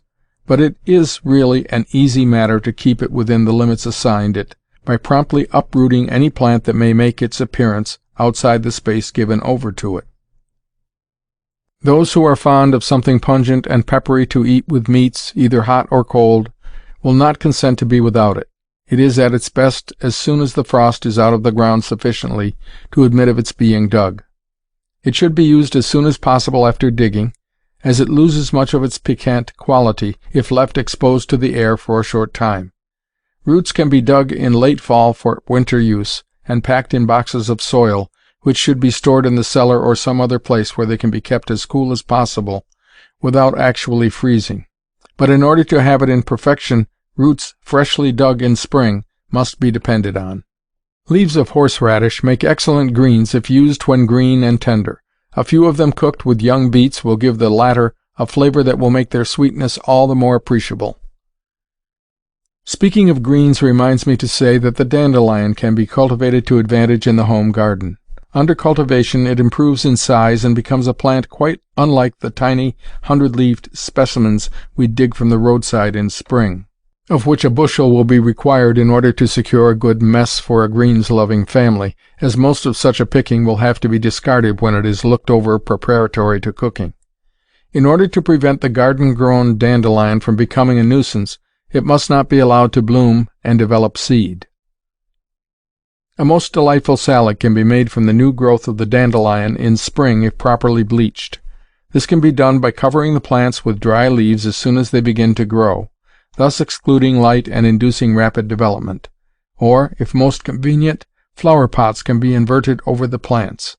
The small amount of light that comes to them through the drainage hole in the bottom of the pot will materially assist in hastening the growth of the leaves, in such a manner as to give them a crisp tenderness and deprive them of that bitter tang which characterizes the foliage when fully grown under exposure to the light and air. Just enough of this spicy quality to make the salad delightfully appetizing will be found in them when grown in this way. Mention has several times been made in the preceding pages of Bordeaux mixture.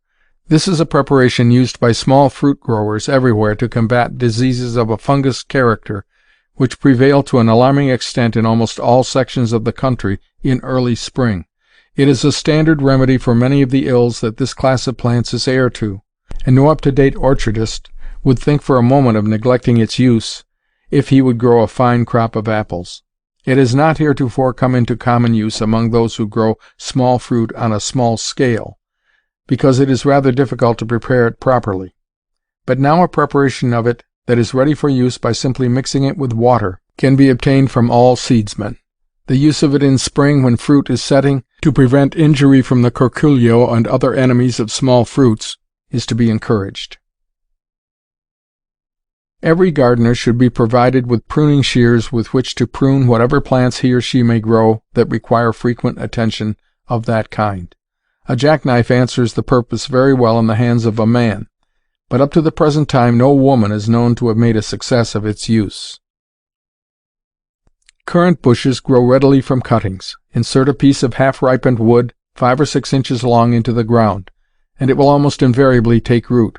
In order to keep this plant in healthy bearing condition, it should be pruned rather severely each season. Cut away all weak wood, and encourage the production of strong new shoots, from which fruit will be borne next season. Remove a good share of the old branches after they have ripened the present season's crop. If this is not done, the bush will after a little become crowded with branches, and as all branches, old and new, will attempt to bear, you will be pretty sure to have a production of very inferior fruit, since it will be impossible for the bush to perfect all the berries that set and have them come up to the standard of superiority that should govern the grower. Small currants are good as far as they go, but the trouble is, they don't go far enough. Many of them will have to be discarded when the housewife makes her selection. If the amateur gardener desires to give some of his vegetables an early start, I would advise him to try what may be called the sod method in preference to any other. Sod is cut from roadside or pasture in fall and stacked up in the cellar for use in early spring. When seed is to be sown, invert the piece of sod and scatter the seed over the surface, which, it will be understood, was not the surface originally. In other words, what was the surface is now the bottom of the piece which receives the seed. When it comes time to put the seedlings out of doors, the sod can be cut apart in such a manner that each has its bit of soil, and this can be transferred to the garden without interfering in any way with roots of the young plant. While barnyard manure, especially that which contains a good deal of cow manure, is one of the very best of all fertilizers, it is not always obtainable, and this makes it necessary to resort to some kind of commercial fertilizer. If one is not familiar with any of these fertilizers, he ought not to select at random, as he may get a kind not at all adapted to his requirements. I would advise finding someone who understands the peculiarity of the soil in his locality, and who has had some experience in the use of commercial fertilizers, and being governed by his advice. Experimental knowledge is often expensive, and the use of a fertilizer that is not adapted to the soil in one's garden often ruins a season's crops. The ideal support for pea vines is brush, but not every gardener is able to obtain it. Some persons substitute binder twine stretched from stake to stake. This answers very well as long as the weather remains dry, but as soon as a rainstorm comes along, the twine absorbs so much moisture that it relaxes its tension and sags in such a manner as to endanger the vines which have taken hold of it. Coarse meshed wire netting can be found much more satisfactory, as it will not sag and cannot be blown down by winds. Care must be taken to see that it is coarse meshed, as the fine meshed sorts will not admit of the vines working its way out and in among the meshes. If a supply of brush can be obtained, use it by all means, and at the end of the pea season pull it up and store it away in a dry place. If this is done, it can be made to do duty for several seasons. If netting is used, do not allow it to remain out of doors in winter. By untacking it from the stakes which are set for its support, and rolling it up carefully, and storing it away from the storms of winter, it can be made to last a lifetime. Don't depend upon home-grown seed. Some of it may be just as good as that which can be bought from reliable seedsmen, but the probabilities are that it is not, because of the tendencies of most plants to mix. Plants grown from seed saved from the home garden often, and generally, show some of the characteristics of several varieties of the same family, and frequently these characteristics are not the ones we would like to perpetuate. Seedlings from varieties pollinized by other varieties show a decided inclination to revert to original types, and these are in most instances the very characteristics we would like to get away from. It is always advisable to procure fresh seed each season, and to procure it from men who make seed growing a specialty. Chapter 11, Part B. Leftovers. The housewife who likes to make her table and the food she places upon it as attractive as possible will do well to pot a few plants of parsley in early fall. Choose for this purpose the smaller plants. 3 or 4 can be put into one pot if the latter is of good size. These can be kept in the kitchen window, where they will be quite as ornamental as most house plants, or they can be kept in the cellar window if frost is prevented from getting to them. From them one can always obtain material for the decoration of roasts and other dishes which require garnishment. Squashes and pumpkins will not keep well if stored in very warm places. A room that is just a little above the frost point is the best place for them. It will be found far superior to a cellar, as the latter is generally more or less damp, and dampness is one of the worst enemies of these vegetables. A cool, dry atmosphere is what they need, and if it can be given them, they can be kept in a fine condition through the entire winter. Care should be taken, in gathering them, to not break their stems, If this is done, they frequently decay at the place where stem and vegetable unite, and this condition spreads rapidly to all portions of them. The question is frequently asked, would you advise plowing or spading the garden in fall? If it could have but one season's attention, I would advise giving it in spring. But if the owner of a garden has ample time to devote to it, I would advise plowing or spading in both seasons. Turning up the soil in fall exposes to the elements that portion of it which is most likely to contain worms and insects which have burrowed away for the winter, and it is desirable to make way with as many of these as possible.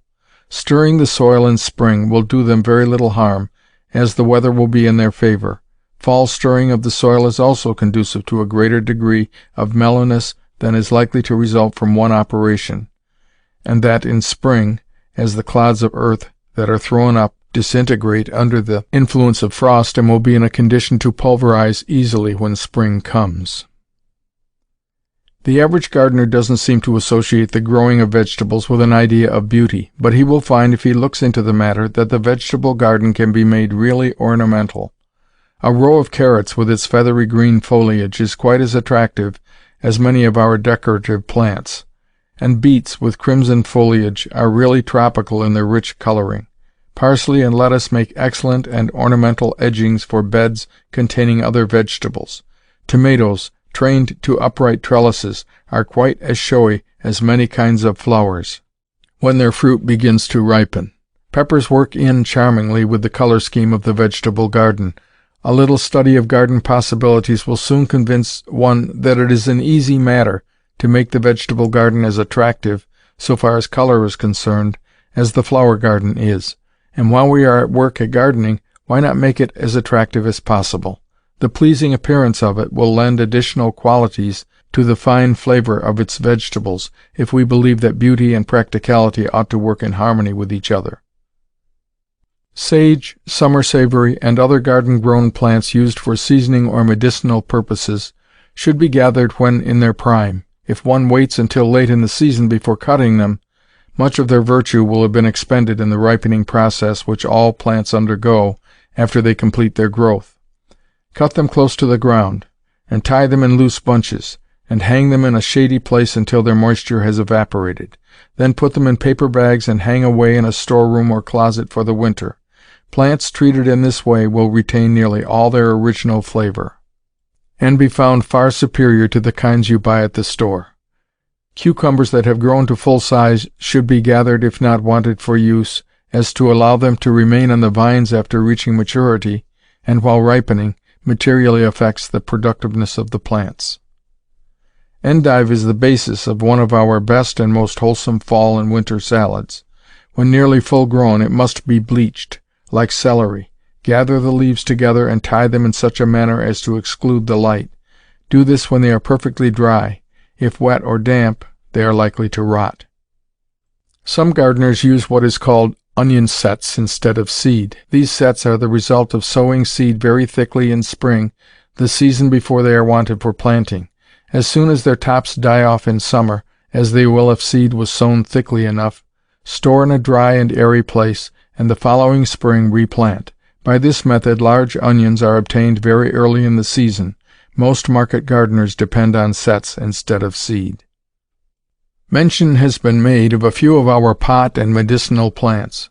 Here is a larger list for those who are interested in plants of this kind: balm, sweet basil, caraway, catnip, chamomile, coriander, dill, pennyroyal, peppermint, saffron, tansy, and wormwood. Our grandmothers had unlimited faith in the medicinal qualities of some of these plants, and many a mother will be glad to know that she has a stock of some of them stored away for winter use, when colds and coughs are prevalent among children or grown people. Some of the old home remedies are far preferable to those we are accustomed to using, as they are harmless if they do no good, which is something that cannot be said of most drugs that are taken into the system. Don't wait for the currant worm to show itself on your bushes. You can safely count on its coming. Act on the defensive in advance by spraying your plants thoroughly with an infusion of nicoticide, keeping in mind the fact that it is easier to prevent an insect from establishing itself on your plants than it is to get rid of it when it has secured a foothold there. In spraying, Be sure that the infusion gets to all parts of the bush. Throw it up well among the branches. Simply spraying it over the plant isn't what is needed. It must reach the underside of the foliage, and all parts where insects and other enemies might hide away and escape contact with the infusion used. When the small fruit plants in your garden show evidence of having outlived their usefulness, don't try to renew them, but dig them up and plant new ones. You cannot make a satisfactory plant out of one that has begun to show age. It is a good plan to set a few new plants each season. If this is done, there need be no gap in the fruit supply, as there will always be some coming on to take the places of those whose days of usefulness are over.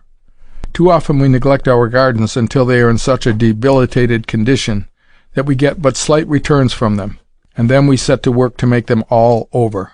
By planting something each season, we keep them up to bearing point and have no off-seasons.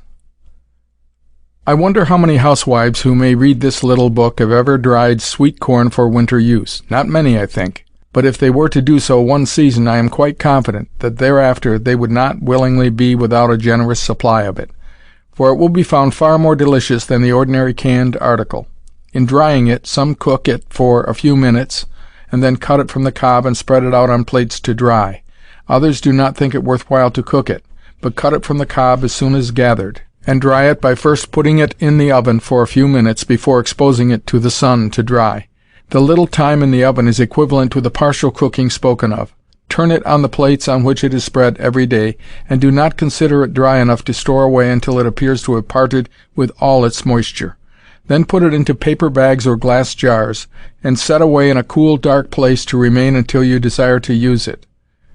Soak for 2 or 3 hours before putting it on the stove to cook. When properly cooked, it will be tender and have a more delicious flavor than canned corn. The generous use of butter and cream will make it a dish that is fit to set before a king. Those who happen to live in places where it is not possible to have cellars because of low ground can have places in which to store vegetables for winter use that are really preferable to the ordinary cellar, by constructing what might be called above-ground pits, for want of a better name. Build up a wall 4 or 5 feet high, and bank up about it with so much earth that frost cannot penetrate it. Cover with a roof that will keep out cold and rain. Have a doorway opening into it from an entry built after the fashion of the little storm vestibules we put over the front doors of our dwellings in winter. In other words, an entry into which we can step and close one door behind us before we open the one that lets us into the place where our vegetables are. Such a room can be constructed with but little expense. Because of its being above ground, it will be drier than a cellar, and in the majority of cases it will be more convenient to get at. It should be boarded up with a good quality of matched boarding, and its walls should be lined with 2 or 3 thicknesses of sheathing paper put on in such a manner as to show no cracks or openings. The best place for a vegetable garden is where the soil is naturally well drained and where there is a slope to the south. Such a slope enables it to get the full benefit of sunshine, and sunshine, it will be found, is an important factor in successful gardening. If such an exposure is out of the question, aim to make conditions as favorable as possible. A closely boarded fence on the north side of a garden affords excellent protection from cold winds early in the season, and helps greatly in keeping away frost in fall, when many plants are maturing. Mention is made in the paragraph above of good drainage. This is quite important. If the soil of a garden is not well drained, many kinds of vegetables cannot be grown in it, and few will attain to even a partial degree of success. Therefore, see to it that by ditching, or the use of tile, all surplus water is properly disposed of. Much good can be done to a heavy soil by adding to it sharp, coarse sand, old mortar, anything that will have a tendency to counteract the heaviness resulting from undue retention of water or a naturally too close character of soil. If sand is obtainable, and your garden is one in which clay predominates, use it in generous quantities. You will find it as beneficial as manure. Spread it over the surface before plowing or spading, and work it in thoroughly. A few seasons' application will bring about a very marked change for the better in any garden whose soil cannot be made fine and mellow without the addition of some disintegrating matter. Good drainage must be secured in order to grow good vegetables, and the use of tile will be found a most effective remedy for the evil of a soil unduly retentive of moisture. In almost all localities there will be families who have no garden, but who would make liberal use of vegetables if they were easily procurable. There is a chance for boys and girls to earn an honest penny if it is found that there is likely to be more in the home garden than the family can make use of. Canvass the neighborhood for customers for the probable surplus. It will be found an easy matter to dispose of it. I know several amateur child gardeners who secure enough in this way to pay for all the seed they need. Some of them have regular customers each season, and gardening begins to look to them like a profitable occupation. I don't know that they will become professional gardeners, but they will be learning something as well as earning something while they are fitting themselves for whatever occupation in life they may decide on. And what they learn in the garden will be of benefit in after life in more ways than one. Don't neglect to save everything that can be made use of for fertilizing purposes. In many a home, the suds of washing day are disposed of as worthless. If applied to growing things in the garden, they will often prove as beneficial as the application of a fertilizer that costs quite a little sum of money. Especially is this the case if the season happens to be a dry one. If there does not seem to be a need of more moisture in the soil on wash day, save the soapy water against a time of need. It will be sure to come handy during the season. Some families are so unfortunate as to have no cellar. Few vegetables can be kept well, or for a great length of time, in ordinary rooms, unless something is done to modify the conditions usually existing there. If a large box is filled with dry sand, potatoes, parsnips, salsify, beets, and carrots can be buried in it and made to retain their freshness for an indefinite period. Of course, this storage box should be kept as far as possible from artificial heat, and no dampness should be allowed to come in contact with it, as sand absorbs moisture almost as readily as a sponge, and the satisfactory keeping of the vegetables named depends upon dryness more than anything else. The lower the temperature of the place in which the vegetables are stored, the better, provided it never gets below the freezing point. Where boxes of sand are used, slight freezings are not likely to seriously injure vegetables, as the sand extracts the frost so gradually that but little harm is done. But hard freezing must be guarded against, or premature decay will result. It is an excellent plan to bury some of the vegetables named above in a dry place in the garden for use in spring. They will be found as fresh and crisp as when put into the ground, if covered deep enough to protect them from frost. Chapter 12. Health in the Garden, a chapter expressly for women readers. The writer of this book often finds women who seem all run down, without being able to tell of any positive physical ailment. Inquiry generally develops the fact that they have overworked, that they have been confined to the house the greater part of the time, busy with household matters, and that in caring for others they have neglected to care for themselves. Though I am not an M.D., I take the liberty of prescribing for patients of this class. My prescription is a course of treatment in the garden. I insist on their getting out of doors where the air is pure, and the sunshine bright and warm, and nature is waiting to give her pleasant companionship to whoever signifies a desire to make her acquaintance. There is health in the garden, but because one has to dig for it, some persons prefer to keep on enjoying their old miserableness day after day and year after year. These are the incurables, the chronic cases that one cannot expect to do much with or for. But those who are willing to exert themselves in an effort to get back the tone that life has lost to a considerable extent will find that work in the garden is a better tonic than our doctors have a record of in their pharmacopoeia.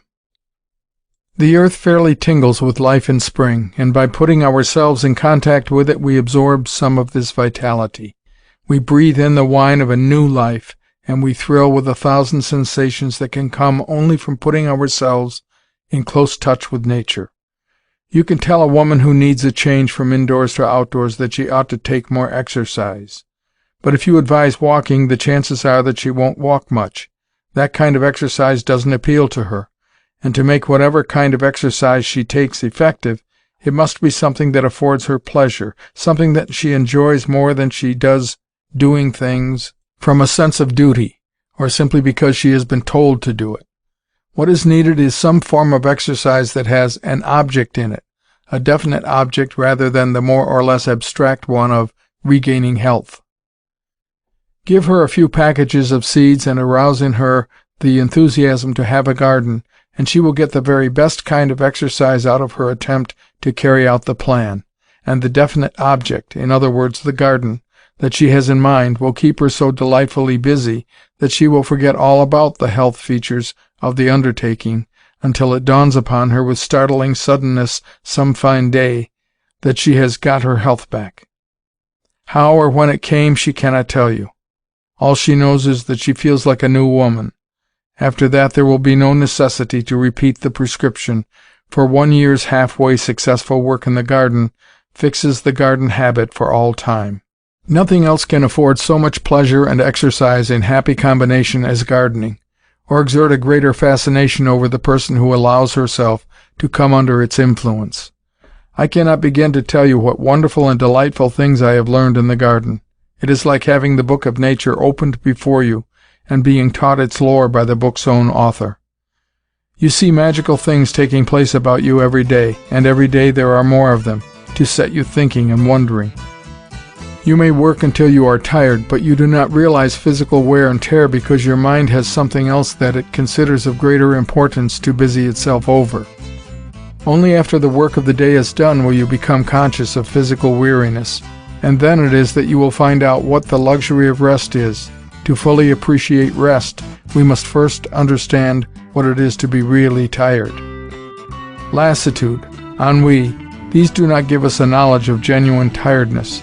Therefore, we are not in a condition to receive the full benefit of that rest, which means a reaction of the physical system, until we have done some kind of work that makes reaction necessary in order to establish a normal equilibrium. The rest that comes after getting really tired is so full of delightful sensations that we admit to ourselves that it is richly worth the price we have to pay for it. There is a subtle charm about garden work from its very beginning. The seed we sow has a mystery wrapped up in it. The processes of germination are as fascinating as a fairy tale. The development of the tiny seedling is a source of constant wonder to us. We watch for the first bud with eager impatience, and it has to be on the alert if it succeeds in opening without our being on hand to observe the performance. Spring begins the story, summer carries it forward, and autumn seems to complete it. But there is always the promise of the retelling of the story another year to keep us interested from the end of one season to the coming of another. Garden work is a sort of 1001 days entertainment in which the interest is continually kept up, always something to look forward to, always something new. The woman who grows weary over the monotony of household duties, but cannot put them entirely aside, will find relaxation in the garden. The change will rest her, and the woman who has no household duties to claim her attention needs something to get interested in. Both will find the necessary stimulus in growing flowers. But in order to do this, it must not be played at. Set about it because you mean to accomplish something. A week after you have begun in earnest, you will find yourself looking forward impatiently to the hour that takes you out of doors. You will forget about the gloves that you probably provided yourself with at the outset. You won't be bothered with veils. Tan will have no terrors for you. You will look upon dirt as something pleasing because you begin to see the possibilities in it. You will go back to the house with an appetite that makes plain bread and butter delicious. Have a garden, and do all the work in it yourself. That's the secret of the benefit you are to get out of it.